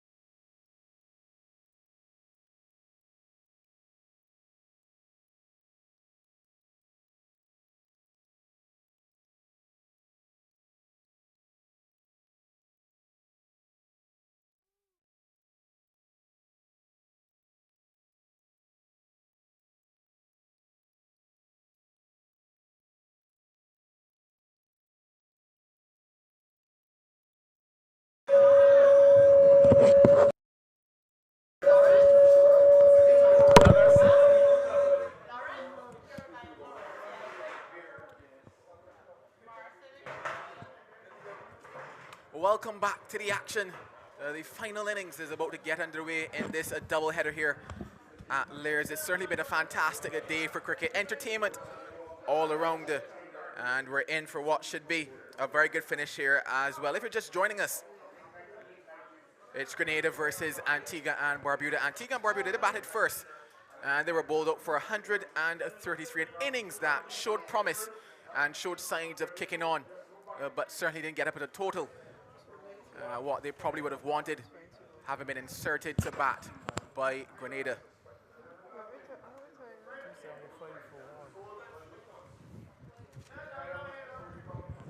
We're just moments from this chase getting underway. 134 is what Grenada will need if they will complete what would make it their third win on a trot in this regional police cricket tournament. They've certainly played some fantastic cricket, and their batters have come to the party. Johan Jeremiah and Lyndon Lawrence will get things started for them, and it will be Malik Marcelin to bowl the first over. And it's runs instantly. The opening pair certainly have done a fantastic job for Grenada across this tournament. Jeremiah, he's been in the runs. He got himself a half century in the last one. My name is Joel Manning, and alongside me is Wayne Holder. We're going to get things kicked off here as this chase is now underway. Wayne. Well, yes, a very confident Grenada side who have swept all before them, except maybe St. Vincent and the Grenadines, and a total of 134, 130. I don't think that is going to scare them any.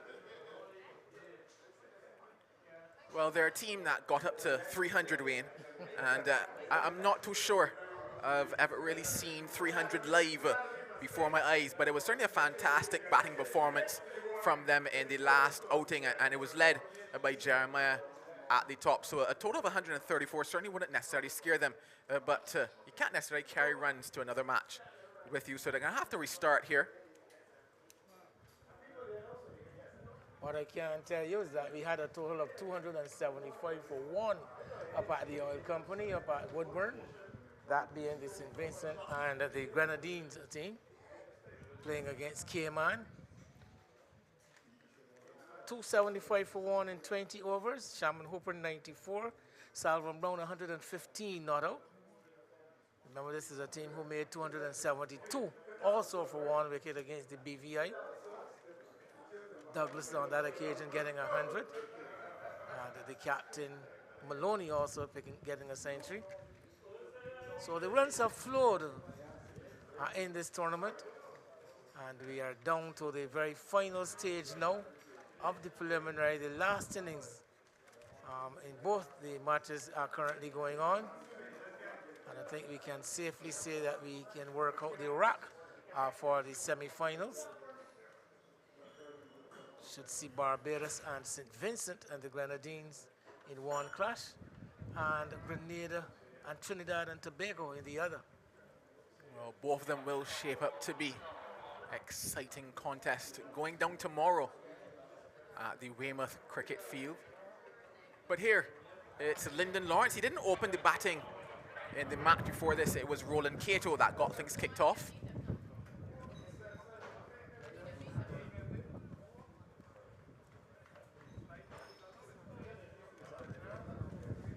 So as I mentioned, Antigua and Barbuda, no chance of making it through to the next stage, but of course, with all the rivalry going around, there's a lot of pride to be played for, and they would want to finish on a high note. So I think no freebies here for the Grenadians. Yeah, I think a team like Antigua might tell themselves that they're a little disappointed with how things have gone for them. I think they see themselves as a better team than the results show right now. A loud appeal and a quick nod of the head by the umpire, but some confusion. And that could have been deadly, almost dangerous for Grenada. Well, a late decision to go for that run. I think everything came to a halt with the appeal. Batsmen, fielders, everybody just stopped waiting for the umpire. And then when they realized that the umpire was not going to give the decision, well, he was not going to give it in the favor of the fielding side, then we saw the batsmen decide to go through for the run. and struck definitely already struck outside the leg stump with the right arm bowler coming around the wicket. I mentioned the fact that Lawrence didn't open the batting in the last match. So before that, he got 5, and that's when they were chasing a target of 116. And then against Barbados, he was amongst the runs. He was really the difference maker almost. He got 75 off of 39. So he's had a couple starts in this tournament. And that will do his confidence a world of good. It runs away his first boundary of the afternoon. Yeah, banged over the top, throwing everything at that one. Pitched up delivery. And Lawrence in a no-nonsense fashion, hitting it over the infield on the offside.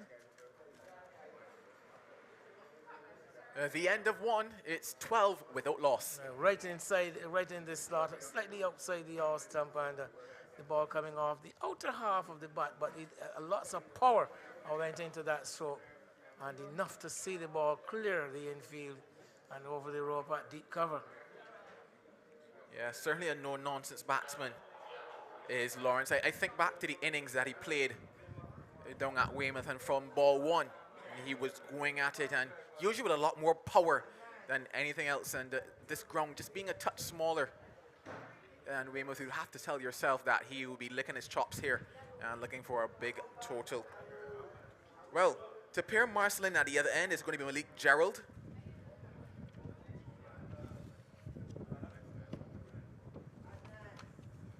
Opening with 2 seamers here, Antigua and Barbuda. This game can get away very quickly if the Grenadians are able to get off to a flying start at all. That 132 can be made to look very small. Certainly, especially with the form that Jeremiah is bringing into this one. He got 68 off of 44 in the match before this, and then he got a 70 not out off of 44 delivery. So he too is in a good nick of form, you would have to say.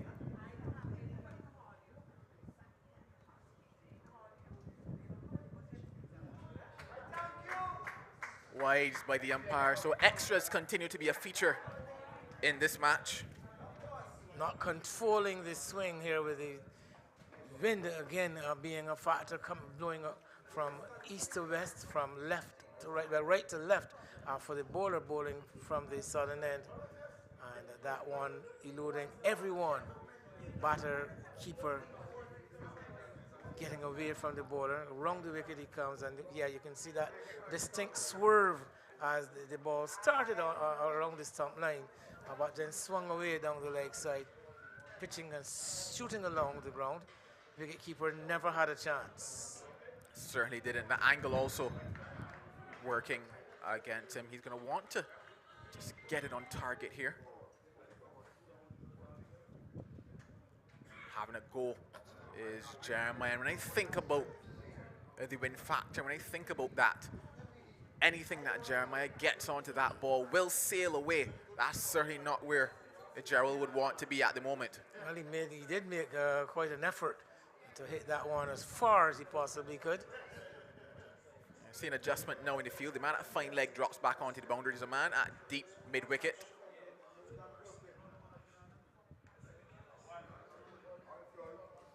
And that will go into the extras column as well. Not the start that Antigua and Barbuda were hoping for. You look at a target of 134. You certainly know that pressure has to be applied from the start, and this certainly is not it. Well, yes, getting it totally wrong so far, Gerald. Not making the batsman play, actually not threatening the stumps at any time. And just making life fairly difficult for the keeper.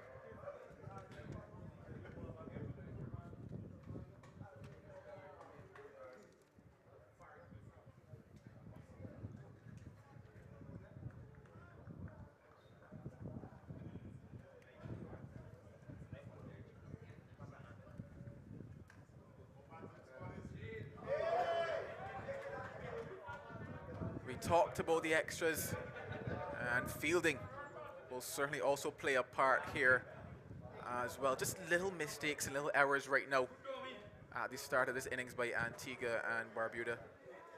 something they can ill afford.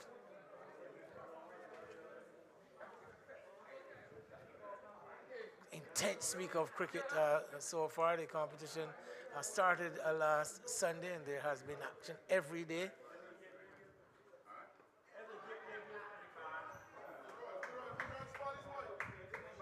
A loud appeal. The umpire says that was bat.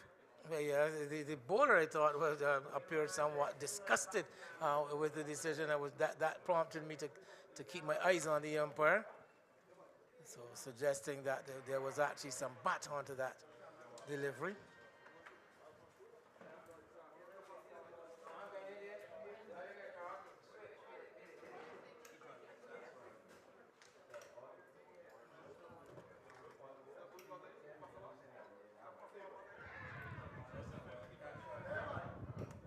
There appears to have been a bottom edge on that one, but I'm not too sure the keeper grabbed it. I'm not too sure what happened there. They seemed excited, and the bowler now seems disappointed. Very animated, he has been. So we had a chance to see it here. But the ball dropping ahead of the keeper. If I can come to his defense. Yeah, the bowler certainly didn't want to see that replay. But yeah, it looked like if there's a bottom edge on that one, but falling just short of the keeper. Short. Goes for the bouncer. And once again, the fast bowlers enjoying the conditions here. Some probably asking for a wide. You can certainly probably hear the crowd that's gathered and loud in voice at the moment. Well, from my perspective, the umpires are fairly lenient there. That one certainly took off over the head of the batter.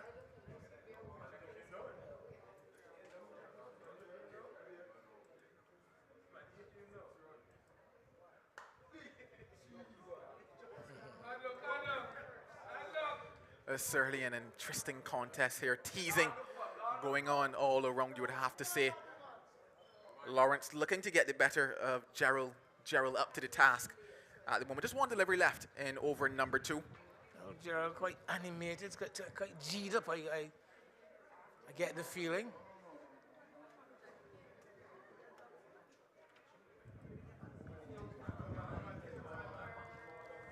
He comes out on the better end of that one. 10 runs from it, 22 without loss. Well, the Grenadians, exactly. Much more than the required rate, but getting themselves off to a brisk start in pursuit of a moderate target. 134 runs, defendable if you can get a good start, get among the wickets, and keep the scoring rate down. But as I said, this game can get away quite quickly. Yeah, it certainly can't get away from Antigua and Barbuda, and hence why you're going to have to really pull things back here. And when I look at the power play scores for Grenada, all have been above 10 runs and over 61 for one. 68 without loss, the last 2 power play scores for them.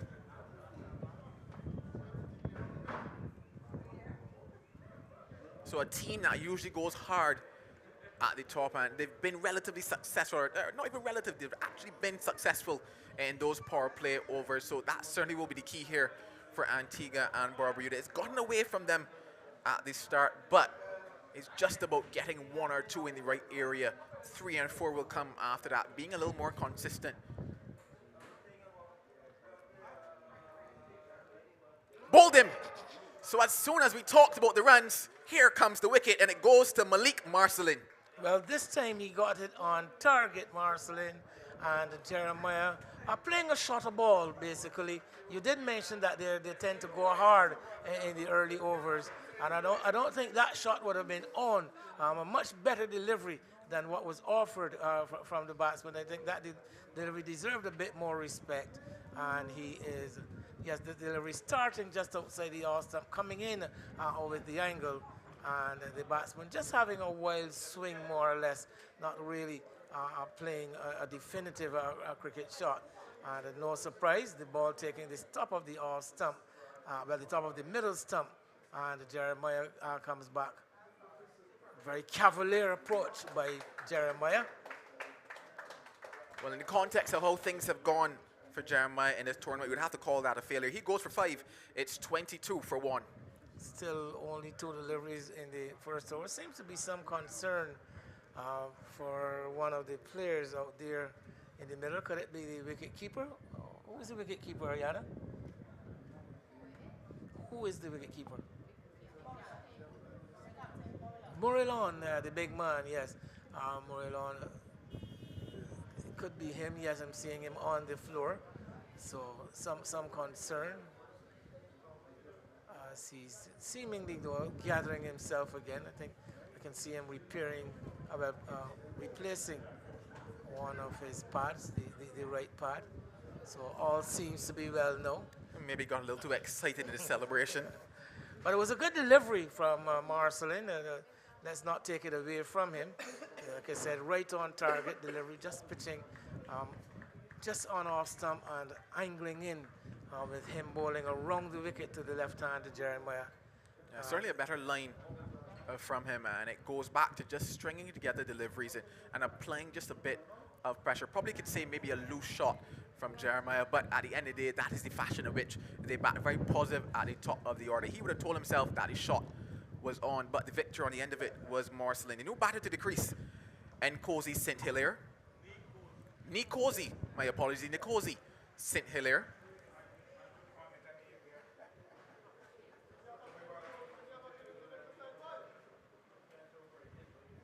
Marcelin going back over the wicket for the right-hander.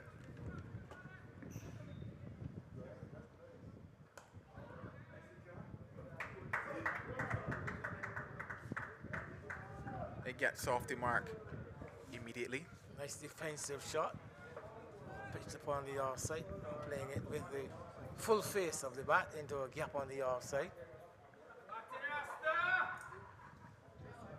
They've lost an early wicket, but I don't think that would change the approach of Lyndon Lawrence.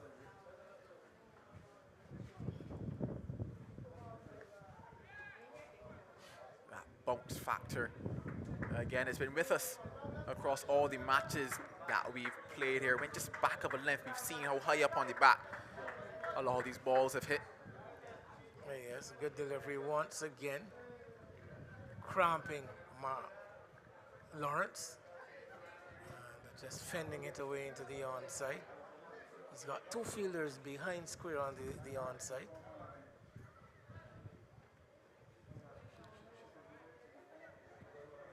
A bit of a fumble. Yes, giving a run. Every run crucial for Antigua and Barbuda. Just a low total, you would think, here of 133 when we think about the amount of runs that have been scored here at this venue. And they will certainly need to be on par in every single department if they will give themselves a chance in this match. Marcelin, it will not be for lack of trying from Marcelin. I said it will not change the approach of Lawrence, and we see him there on the goal once more. But a dot ball to close out what has been a fantastic over, you would have to say, for Marcelin. At the end of it, 25 for 1. Playing through the line of that delivery, just again telling you about the nature of this track, because he was able to come forward. The ball wasn't pitched up into the slot, but because of the nice way the ball comes onto the bat, he was able to flow into a drive.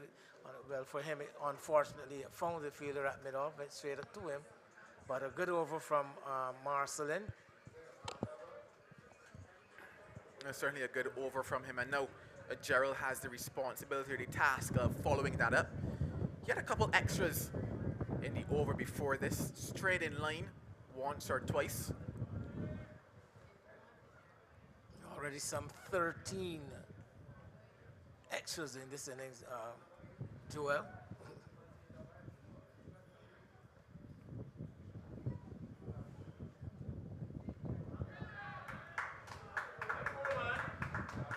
That one runs away. And that'll be the first boundary for St. Hilaire. Not a really convincing shot though. A short delivery. Seemed to be a bit late on the hook shot or the pull shot, and getting it just into the area wide of the man on the 45. Ball running down to the boundary, but not really in control of that shot.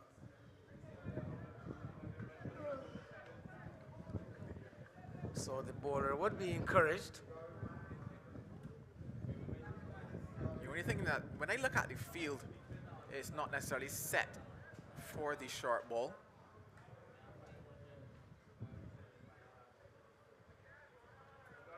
Probably a better area for him. He has more protection, you would have to say, on the offside. There's a man on the boundary at third, man sweeping on the cover boundary. So in terms of getting the angle down the leg side and short, you would tell yourself and favor the batter in most scenarios, because anything on it, there's a lot of vacant space out there. Picked up a boundary in the previous delivery.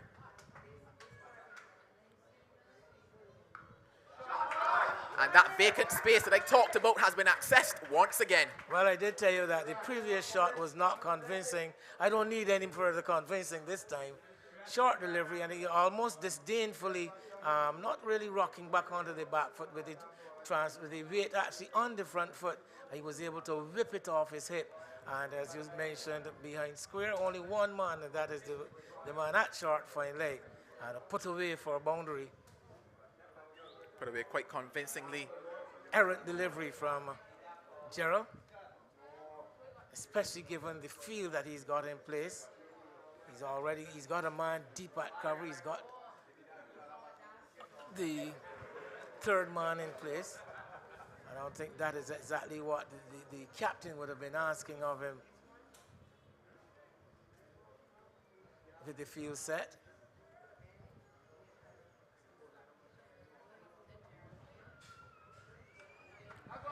That's going to be more runs. St. Hilaire, he's on the go. Well, getting some room to free his arms and swinging into delivery.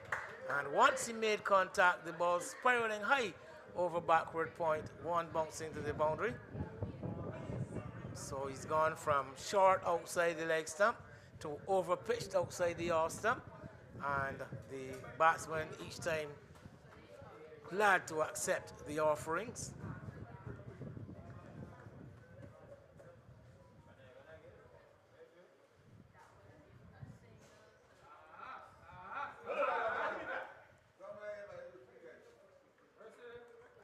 Much tighter line there. 13 runs already coming in this over, an expensive one for Gerald.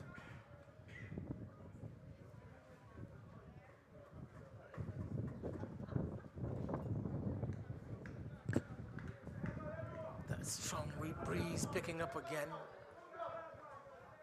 Wide open spaces though, so no hindrances, no blockages for the wind coming off the St. George Valley area. Well, the over is not over just yet. Oh, in fact, signaled leg buys by the umpire. So 5 more, or rather 4 more added to that total. 42 for 1 after 4. Well, full outside the leg stump, and again, getting it really wrong, Gerald, in this over, all over the place. He has been, that delivery outside. Lucky that the batter was unable to get any hand onto it, but the total benefited by the same way with 4 leg buys, and at 42 for 1 after 4. Grenada really now taking a stranglehold on this encounter. Definitely stamping their authority on the opposition at the moment. Just so interesting that Lawrence has been the quieter of the two at the crease at the moment. You just wonder what the score might look like if he gets off as well. Still in the power play. We're into over number 5.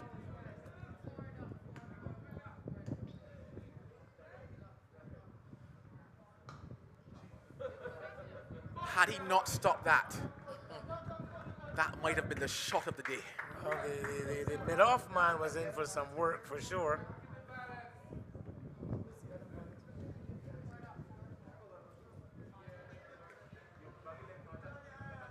Had a very good sound off the bat, a very good crisp sound. Rushing him on that occasion, pulling back that length nicely, and a little conversation between Marcelin. That bounce you mentioned again, Joel. Ball pitching on a good length, getting up towards the splice of the bat, hitting somewhere near the splice.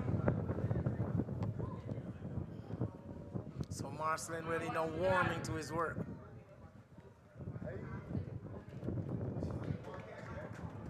They sneak one.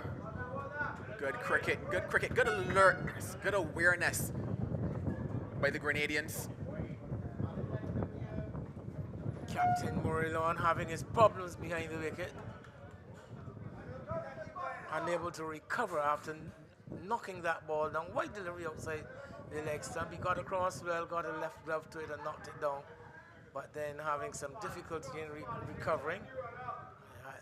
Has been showing some form of distress. Certainly sliding down the leg side. Yes, I mean, we can distinct movement of the keeper. Sometimes with these leg before calls, you can always follow the wicket keeper. And Murilon definitely moving down the leg side quite early, with that last delivery.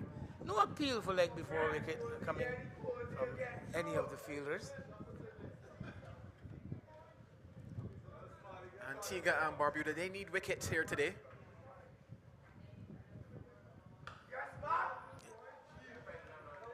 Another good sound off the bat. This contest is heating up here.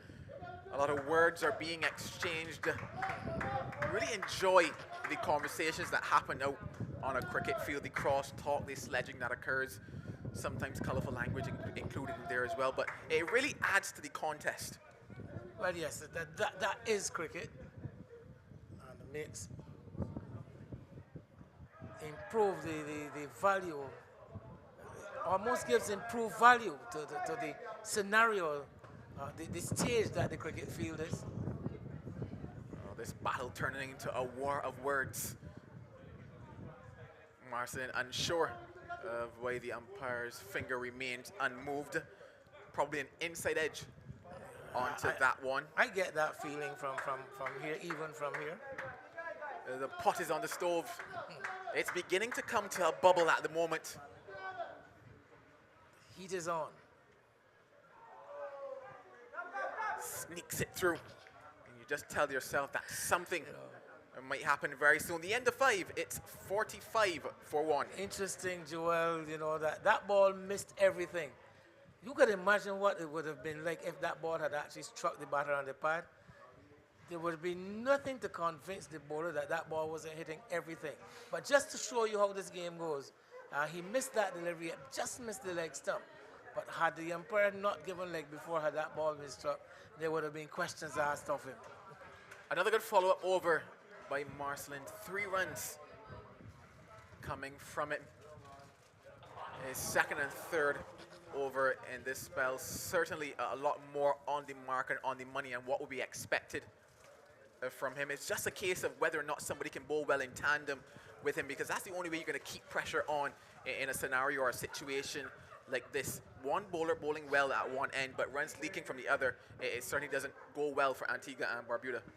Well, they need wickets, though. I think that is going to be key because of the fact that the total they made, a rather modest one, workable, but not frightening in any manner, especially for a decent batting side like Grenada.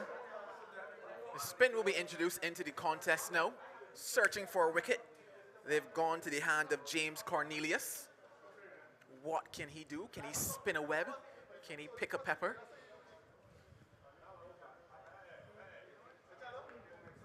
He starts well. A ring of men on the offside. A man at point, cover and extra cover.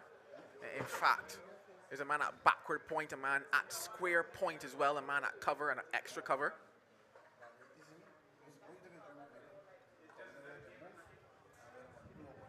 Nice start for the off spinner. Just down on that off stump. The 2 men back as it's the final over of the power play, the long off and the long on.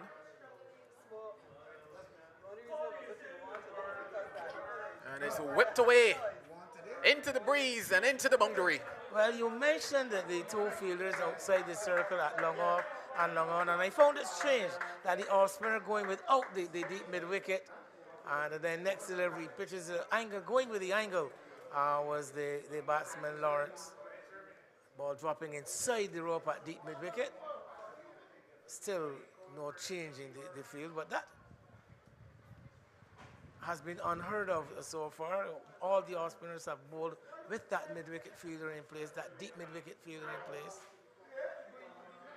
Slows it up quite nicely and finds the edge on that occasion. Probably closer to probably what he wants to bowl here, given the field that we've seen. I mentioned that 4 men in that offside, quite tight. Gets the feeling that he's bowling more drifters though. This one drifts away. Far, far, far away. Ooh, chirpy, chirpy, cheap, cheap. But that one over pitch, flighted up, brings up the 50 in style, does Lawrence. The man at long on, only admiring the shot as he watched that ball sail over his head. So Lawrence now beginning to warm to the task. 55 or 40 deliveries, 6 fours, and that 6. 50 coming in the final over of the power play.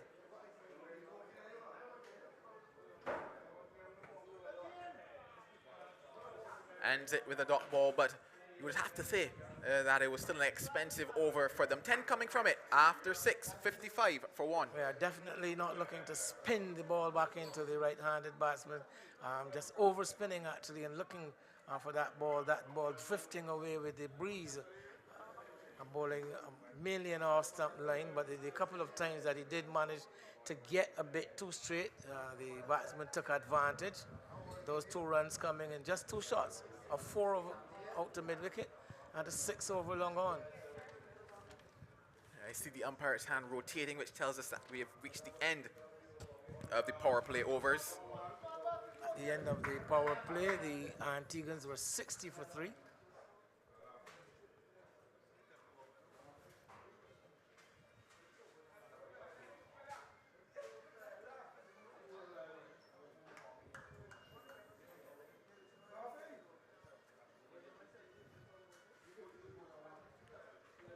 Five men allowed outside of the circle now. And looking to score down, or rather slow down the scoring.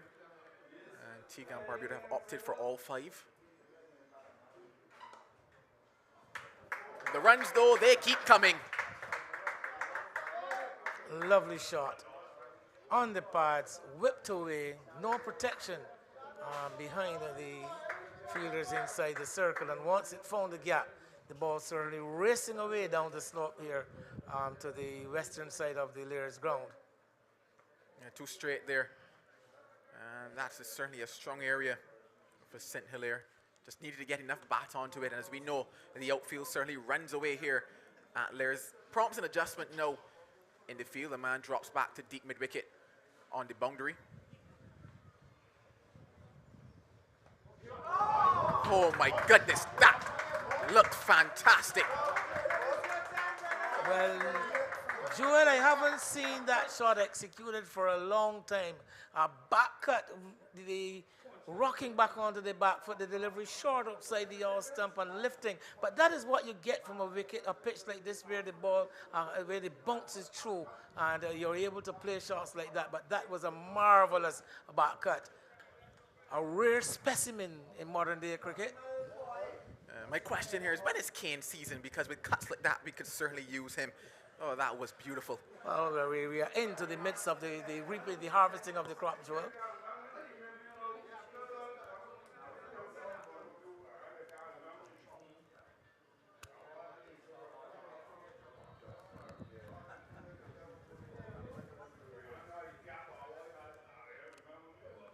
Reminds me, got smoke of Lionel Sandiford, Cap Sandiford, man, playing that back cut.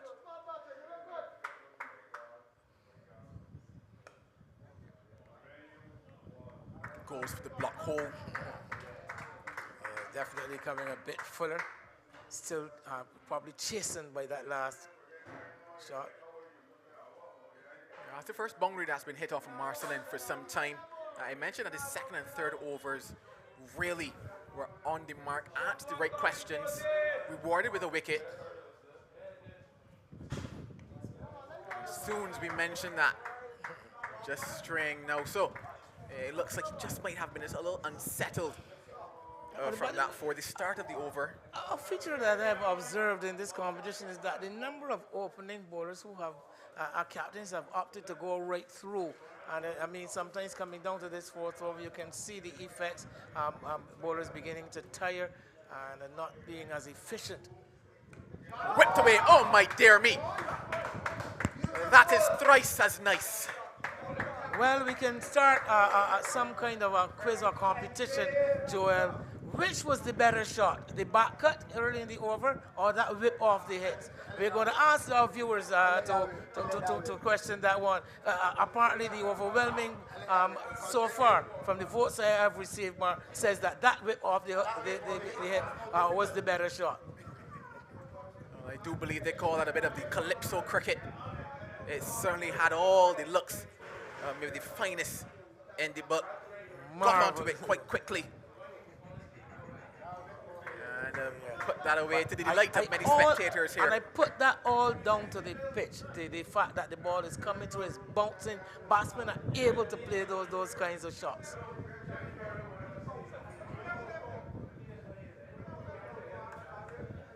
The only thing we need now to see is a spectacular catch in the slips. I think that's the only thing that we haven't seen, a really outstanding slip catch.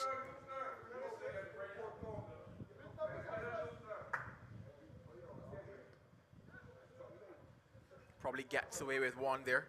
And a bit fuller. I think that made a difference.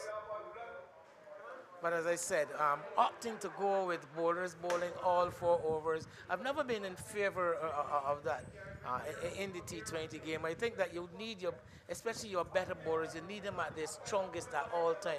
So you give them a break, let them catch themselves and come back when they're able to give you that 100% effort once again. I can clearly see Marcelin here beginning to tire as he comes to the end of this 4th over.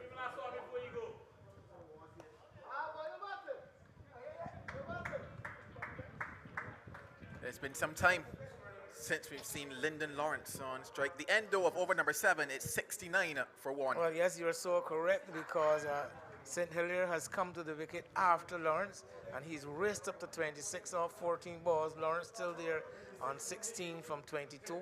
But as I said, not getting a lot of the strike, and I don't think that anyone supporting the Antigua side are really worried about that. As we look at it here, scorecard so far dominated by Nkosi St. Hilaire. Yeah. Marcelin finishing with 1 for 26 from his 4 overs. It's definitely all been the Hilaire show here at Lairs.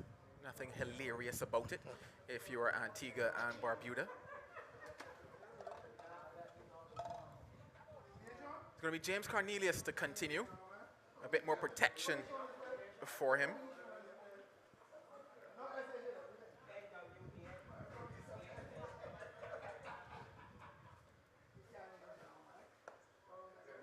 And this is where you really talk about good cricket. The boundaries have coming. And good running. Another facet of the game. I've really enjoyed how Grenada has gone about running across the matches that I've seen them play. And that, to my mind, is why they've been able to not only dominate sides, but get to the type of totals that they have in this competition. Well, that was a very risky second run. I myself had my doubts when I saw them turn for it. The return was a good one, not really the most powerful, but a desperate dive at the end there by Lawrence. Thought about it, teasing, tempting was Cornelius. Noticeably, there is now the mid-wicket fielder in the deep in place. I might be inclined to think that he might want to just drift maybe a couple, 5, 6 paces to his left.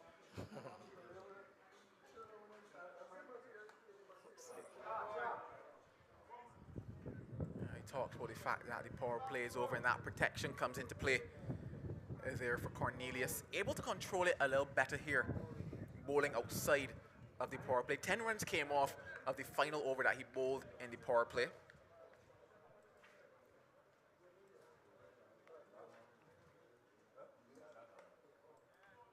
And the single from that previous delivery brought up the 50 partnership for them. 33 deliveries, 7 fours and a 6.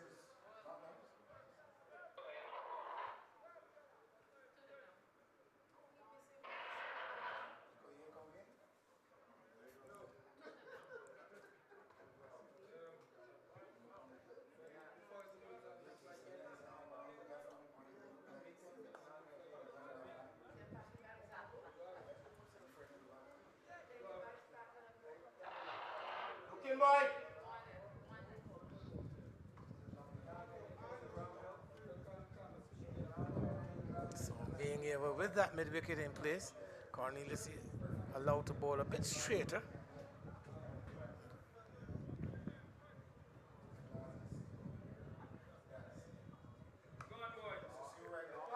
Lovely The shot. Hilaire show continues.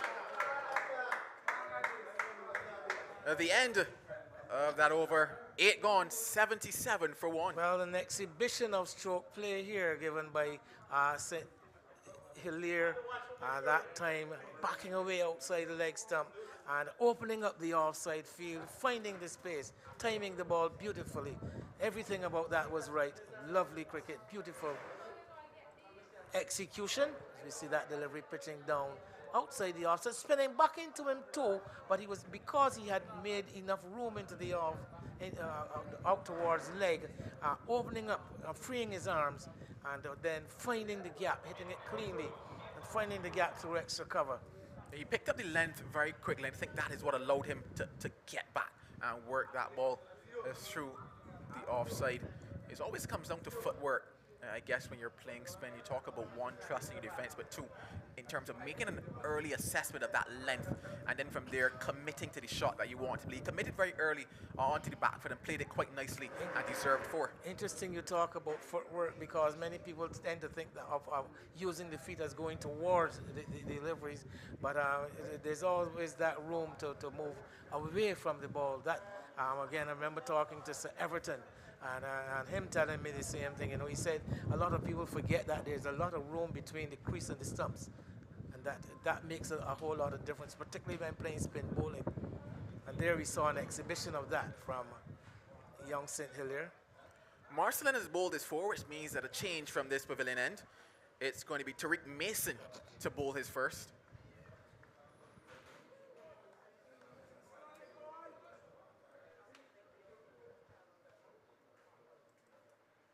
A bit of a false start there. Must head back to his mark. Once again, those flags just fluttering in the background. The flag of Antigua and Barbuda on the screen. The flag of Grenada just to the left of it, just out of shot. It's been lovely to just see them at every single match, just flying high. I enjoy how colourful the flags of the Caribbean are. I guess it speaks to the people, very colourful people we are.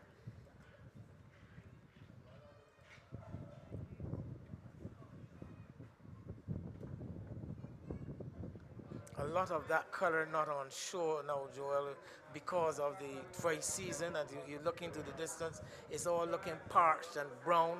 I can assure you that come back to the same venue in another 4 or 5 months. When you look up towards the west, you'll see lots of color as the much more verdant and bountiful looking countryside. But right now, everything just parched as we enter the dry season. There we see the Grenada flag.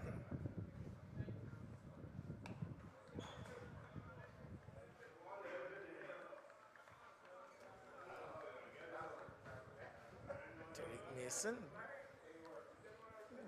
decent medium pace, nothing fire about his bowling.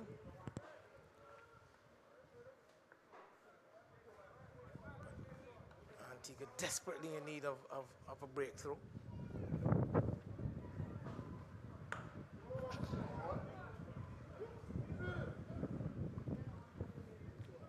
Lawrence still out there. It's almost as if we've forgotten about him with the way that St. Hilaire has been going. But he's been chipping along, motoring along, and playing, I guess, the supporting act in what has been a very good partnership so far for Grenada. Chipping away at the required runs. 55 now needed for victory.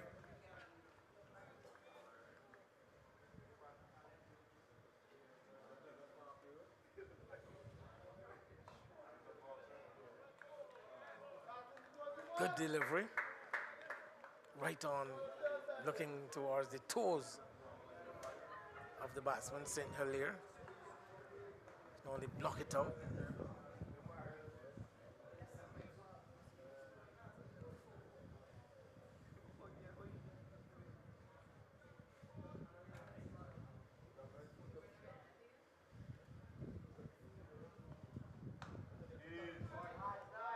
He's really looked the perfect picture, has St. Hilaire, since he's come into the crease. He's taken advantage of the bad balls. He's worked around the good balls and kept the score ticking over. And that's certainly what you want, especially in a T20 match. Not the biggest of totals, but still chasing it down in what will be, I guess, the expected fashion. And it has been authentic stroke play, not looking for those big extravagant shots over the top, not looking for the improvisations, authentic Caribbean calypso stroke play. I think almost looking at the comparison between how the two sides have batted within the first 10 overs, I think that is the difference here, whereby St. Hilaire has allowed that ball to come to him. It's more so been about the timing and playing what we call those classical cricket shots, whereas when Antigua and Barbuda were batting, it was a case of looking for power from them, and I guess it didn't come off how they expected it or wanted it to come off for them. Forcing the issue somewhat.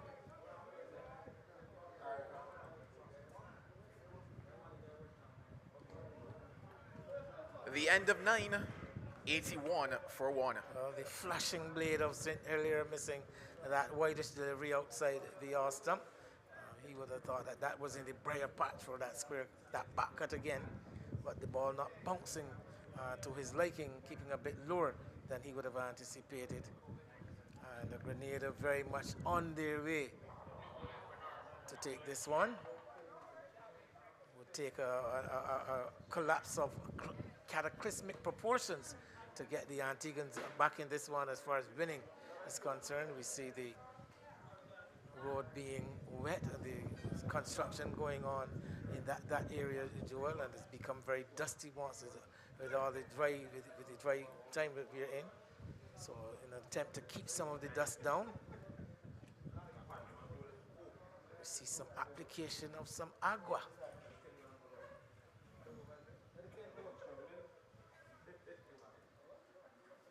Coming into the attack now from the road end, LaShawn Bernard. Some more spin being utilized by Antigua and Barbuda. Left arm spin this time.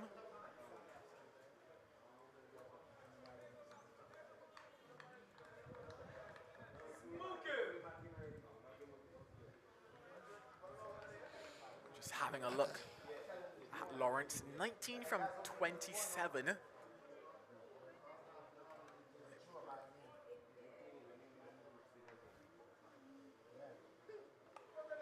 Lawrence tries to get in on the act.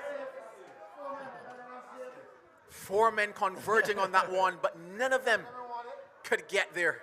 Ball dropped perfectly in the middle of those 4 fielders. Bit of a chip there from... A bit of math, I guess you would have to call it. Pythagoras theorem, probably on that particular occasion. Falling into the right space at the right time with like the right angle. Sounding like the soca fire you are. Hear about a lady having the figure of an isosceles.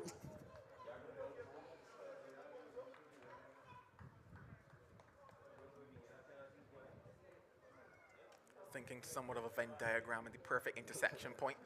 Certainly where that ball landed.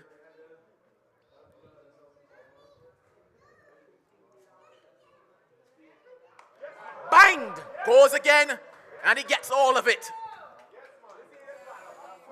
Well, you told me about this, Lawrence. You warned me about Lawrence, and now I see what you were talking about. This guy can pack a punch. He hits it far, does Lyndon Lawrence. The first time, I guess, you would have to call it a test run. And his second time was perfect execution by him. Creamed that one, silky and smooth as the ice cream you talked about yesterday, manufactured away to our far in front of us to the south. But that was a creamy shot. Should you have to call a flavor, I'd probably say that was a bit of a Dutch chocolate there. The best of the lot, you would have to say, from Lyndon Lawrence, the double L. That ball has gone quite a distance and having to be retrieved. We see the fielders in the distance searching for it in the bush. That ball almost disappeared. Given policemen, they'll be accustomed to a bit of search and rescue, and I guess it falls into this. Well, yes, Sean will be able to tell us a bit about that. Searching for clues in the bush over away from us. But that was really a fantastic shot. Beautifully executed, coming clean off the middle of the bat. I'm sure as a batsman you would enjoy that. There's always a feeling you get when that ball hits the middle of the bat and you really time the ball. It is a feeling that you really can't describe. That happens for batsmen. It certainly was a very crisp one, and what it does is bring us to a bit of a break, a pause, a lull in play attempts to savor what we just witnessed. Well, a new ball had to be chosen, but a different ball, and not necessarily a new one. A different ball, and they hope that the result is different well, for them. That one has not been retrieved. I think the search has been abandoned. It's time to call home the troops. As the fielders come back to take their positions. In the meantime, the Grenadians up to 89 for one, just 49 runs away. 45, in fact. 45 runs away.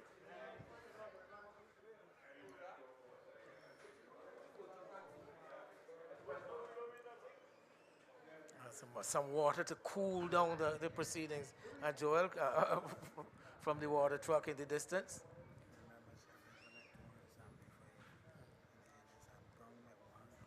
Yeah, I could call that.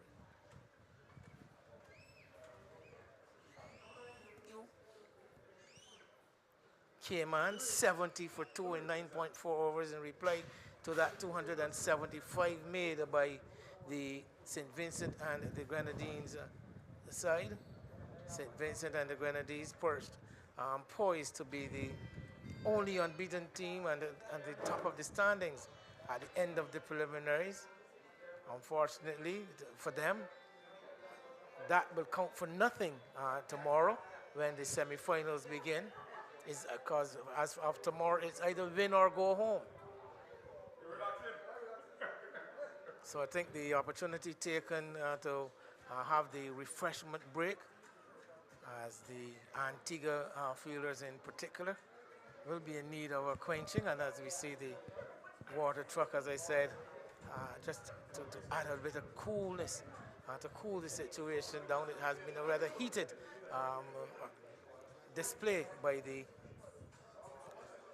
Grenadian pier.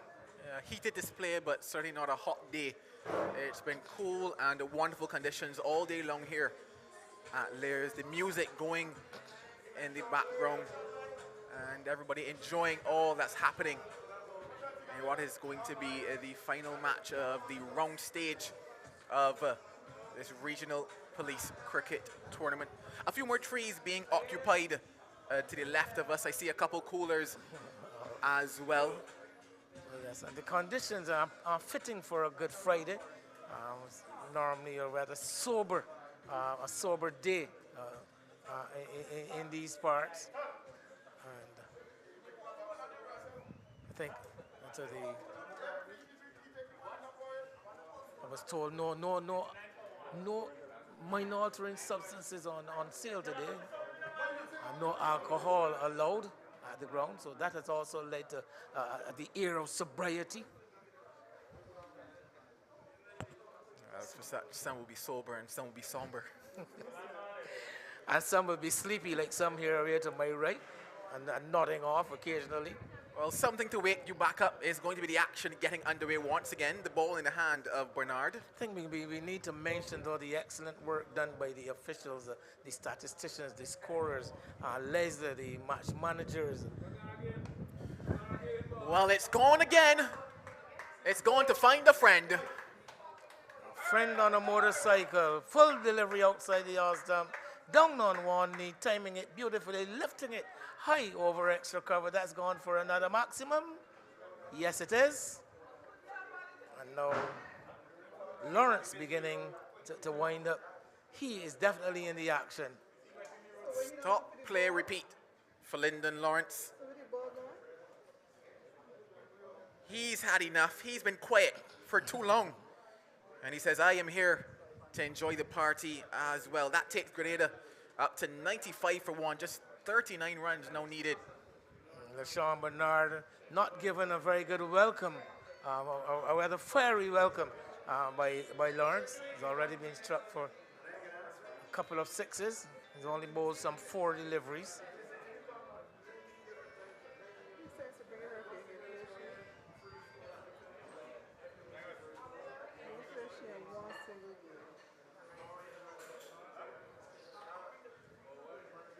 So an adjustment made, Captain Morillon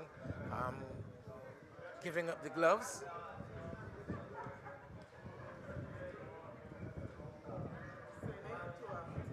Take his place in the outfield. A lot better from Bernard there. The result and the delivery. One more to go and the 10th over.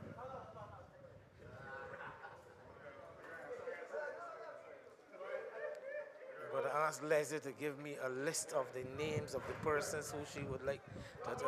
We are witnessing an onslaught. Oh, that one was fired away. We're at the halfway stage. It's 99 for 1. Another swashbuckling shot coming from the bat of Lyndon Lawrence. Straight back past the bowler. And that over costing some 18 runs. LaShawn Bernard, not a very pleasant welcome into the bowling attack. And at the halfway stage, 99 for 1. Grenada cruising now, in cruise control, you would have to say. So Leslie Prescott, Ayana Holder, Jackie Crick, Sanchia Barrow, Amelia Crick, Melissa King, and there was one other young lady, a young lady from St. Catherine, Serlene Clark. All these ladies are giving of excellent service in the area of scoring and other statistical matters. Good take by the keeper. Yeah, nice take. But a no ball. To think that he is the substitute keeper. He's done a good work. Brings up the 100. His bowler has done us a disservice. That brings up the 100 for Grenada. 68 deliveries, 11 fours, 3 sixes. Well, St. Hilaire, he's got himself a free hit.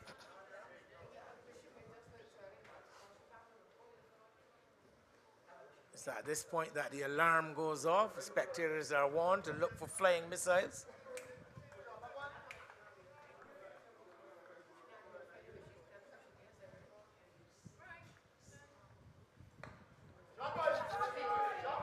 A result that we know all too well. Bang, bang, bang, that's 6. Talk about flying missiles. That one certainly flew out of here, though. None of the spectators at the ground were in any danger, actually, because that ball cleared the compound.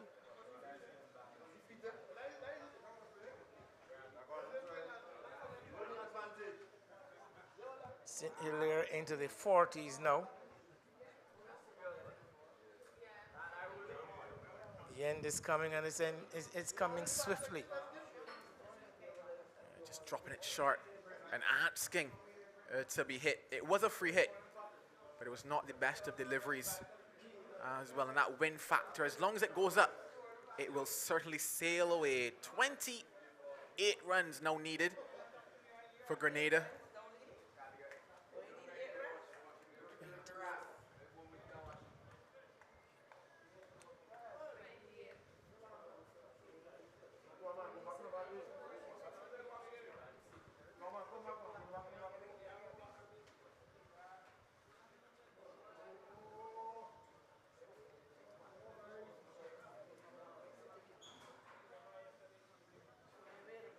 extras signaled by the umpire. That takes it now up to 26 extras in this innings. When you subtract that from 108, the math wasn't working too quickly for me. Right now it's 26 to win, so multiply that 26 by, add 26 to 26. You get to 52, the requirement. And that might be more, or probably leg buys. We'll wait and see. And in fact, yes, another one added to the extras column. Well, another 2, because they actually ran 1. Not helping their cause here, Antigua and Barbuda. So all attention will now shift to the Weymouth ground tomorrow, the all-important knockout round.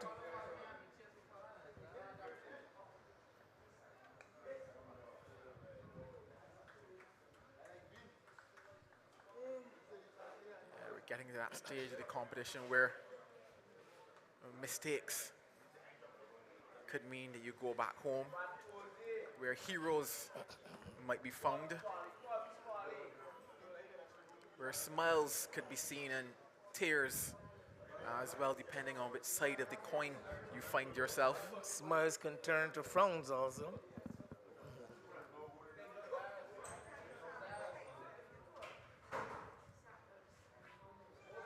Another wide delivery.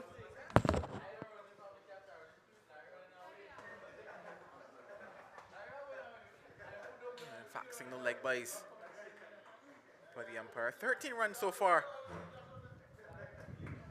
in the 11th over.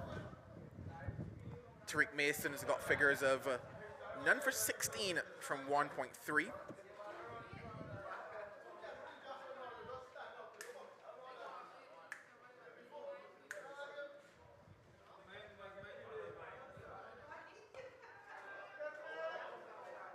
Falls well short of long on.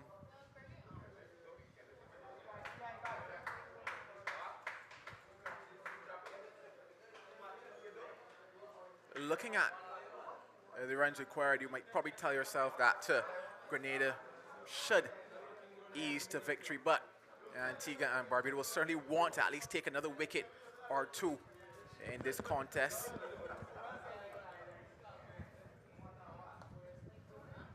Ensure that they still put up what many would see as a good fight.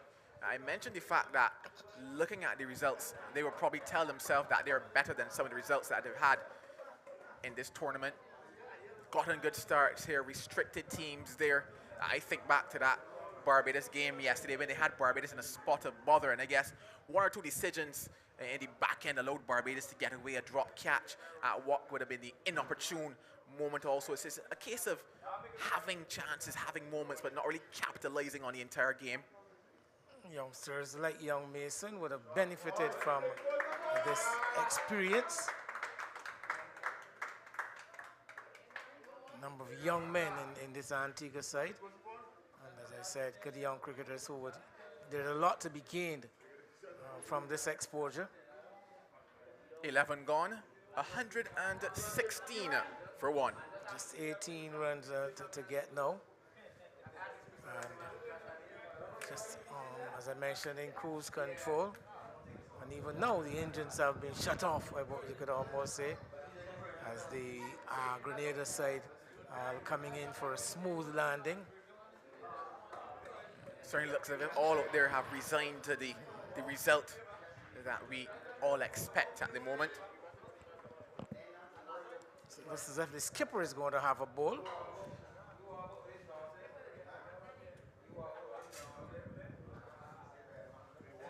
From that southern end. Yes, indeed. Derek Murillan comes into the attack now.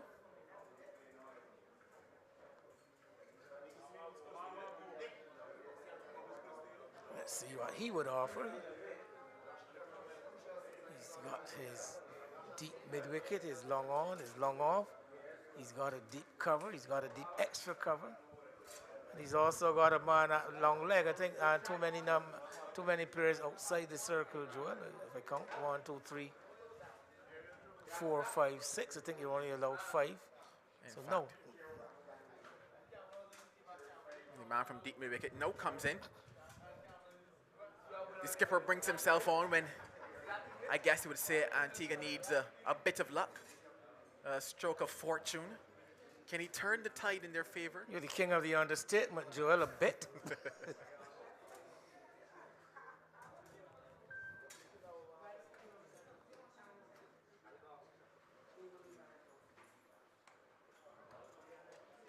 Starts with a delivery right on that off stump, right on target.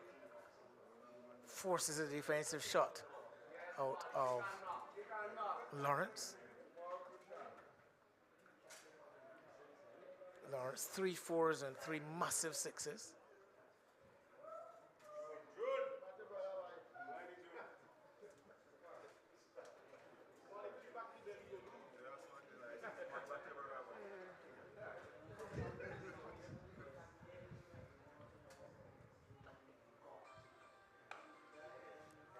Slapped, bang on to the paling. And a familiar sound, a familiar wave of the hand by the umpire. 4 more. Hit hard. That one was crunched down the ground. Just standing and delivering there, Lawrence.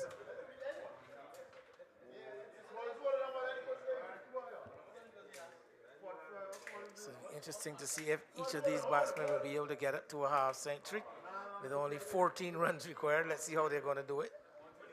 How they're going to manipulate the situation to allow for it.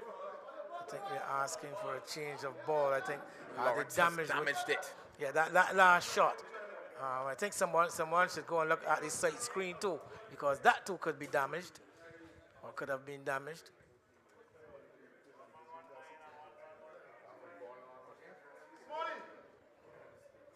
So once again, we have a pause in play.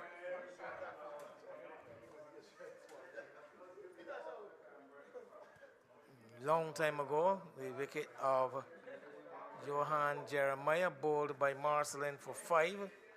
The only success gained by Antigua once they went to the field. 133 they made all out in, I think, 19.2 overs. Since then, it has been all Grenada. It certainly has been the day of the Spice Isle. Things winding down here at Lears. The curtain slowly closing on this contest.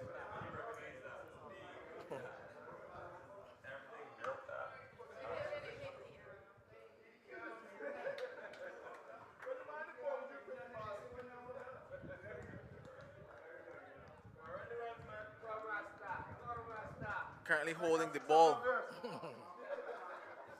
That Lyndon Lawrence damaged on the paling, and I must say, you have to consider this a state of emergency at this point. Ripped to shreds.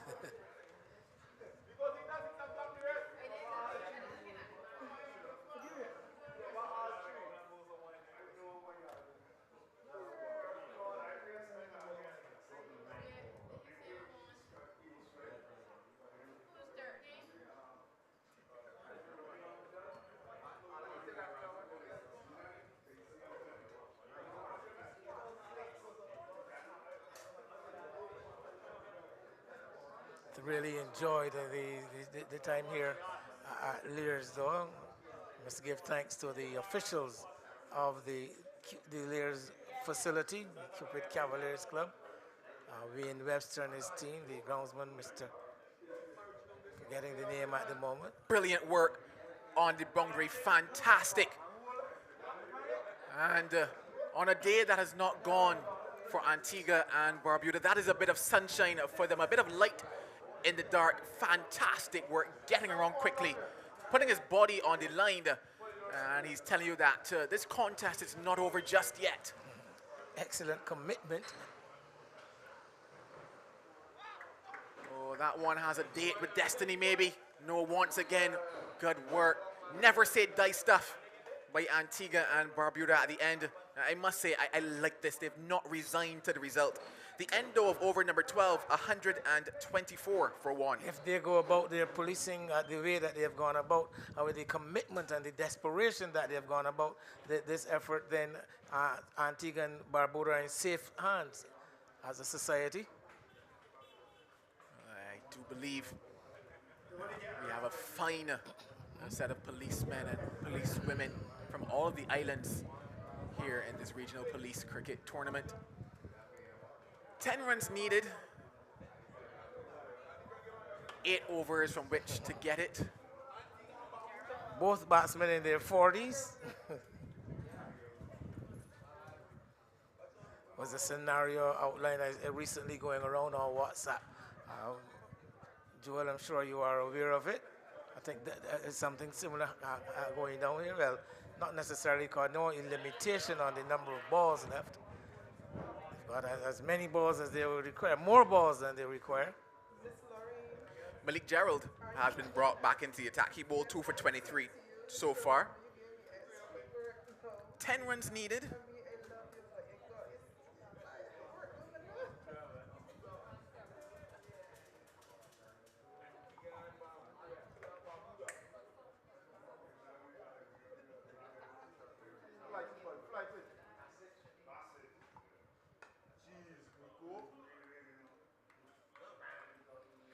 Popular term in Barbados these days, and no more turns.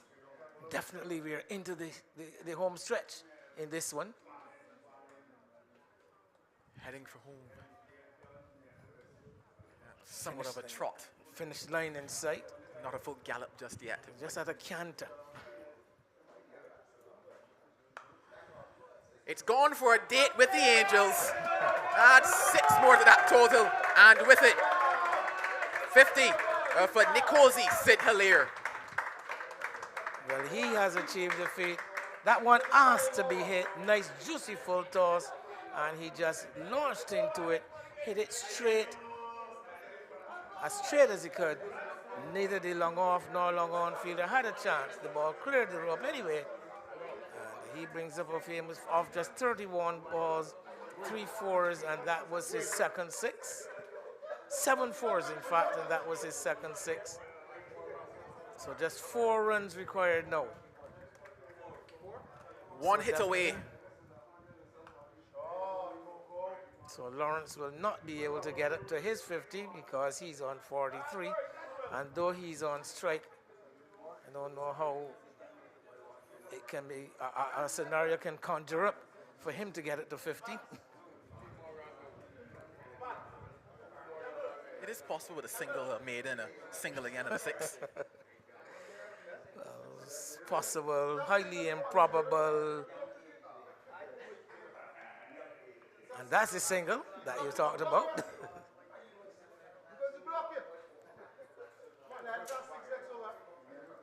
Actually, another single here, and then the 6 could do the job. 2 runs needed for victory.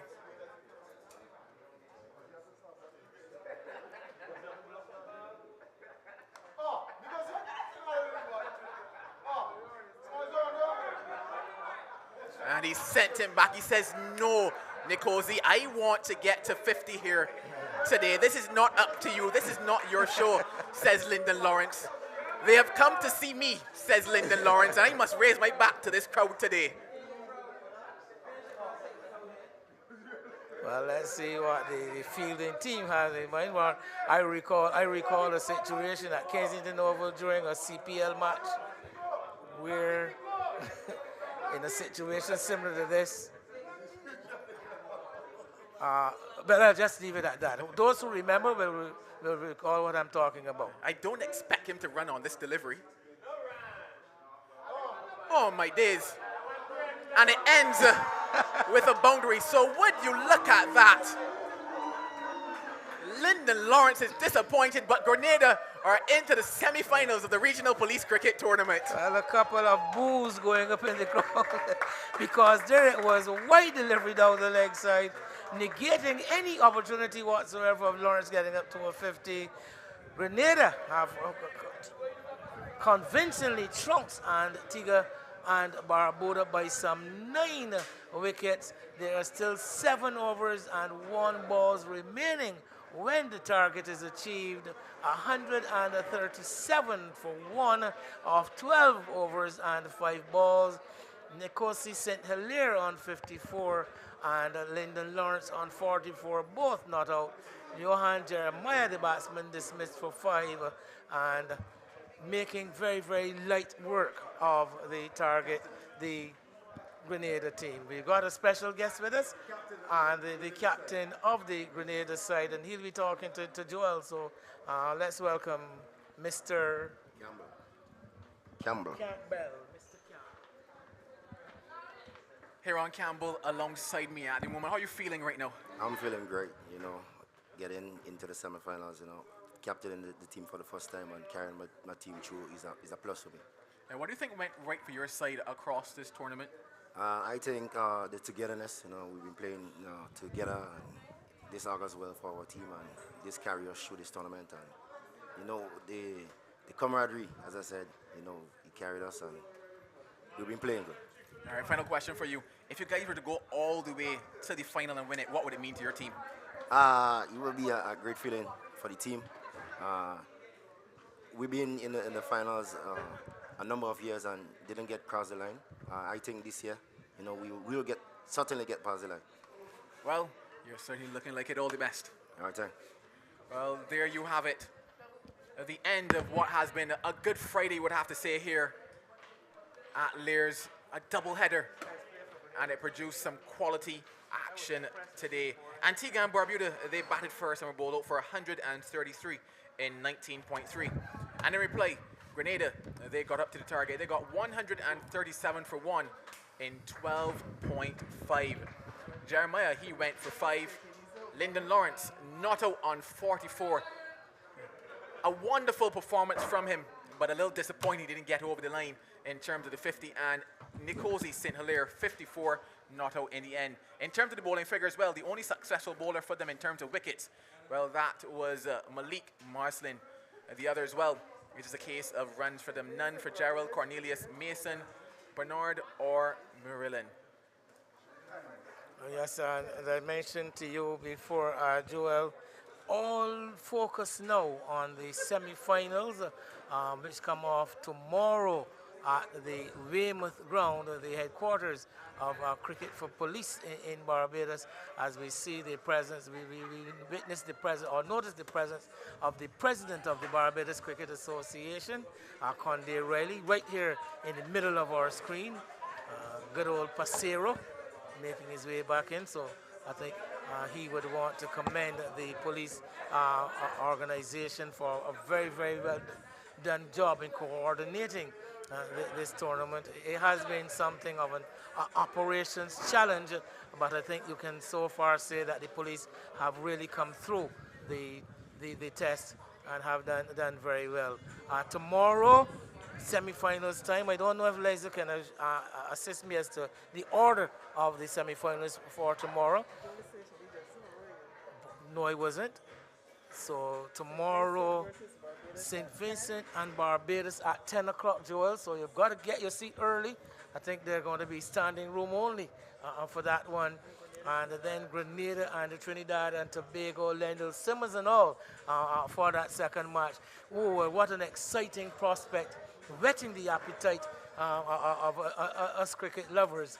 And I can't wait to really see it happen. So Barbados and St. Vincent, Grenada and Trinidad and Tobago tomorrow at Weymouth with the Vincentians very much on the way to an easy victory in their final preliminary match. They come into the semi-finals unbeaten, Joel. Are you one of these people who believe that each team is due for a bad match, and it is always best to get that bad match out of the way during the preliminaries and not wait until the playoff stage, the knockout stages? Certainly not. As long as you're playing good cricket, well, good cricket produces results, and the results have gone in favour of St. Vincent and the Grenadines, and they'll be hoping that the performances that they have put up can continue into the semi-finals and then into the finals. Obviously, teams will have it out for them in terms of looking for that revenge.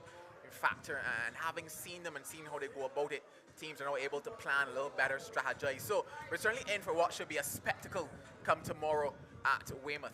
And there's also the specter of fitness, players having gone through the whole week. Which team comes with which team in condition as far as putting a fit 11 onto the field of play? That is also going to be a factor. The bowlers would have done quite a lot of work, so you may get a couple of tiring shoulders. So it is not taken for granted that the best teams in the preliminaries will necessarily be the best at the knockout stages. However, we are speculating. We are going to look forward to that come tomorrow, and it has certainly been a fantastic time here at Lears throughout the matches played here. And I'm sure that I speak on the behalf of you, Joel. I speak on the behalf of Andrew Mason and Donovan Lovell, who would have also joined us with the number of very special guests that we would have entertained during the tournament. When I say thank you to the Cupid Cavaliers, thank you to the officials here at Lears, and of course a very well done job by the organizers. Tomorrow it is Weymouth. We will be there with you. Good evening.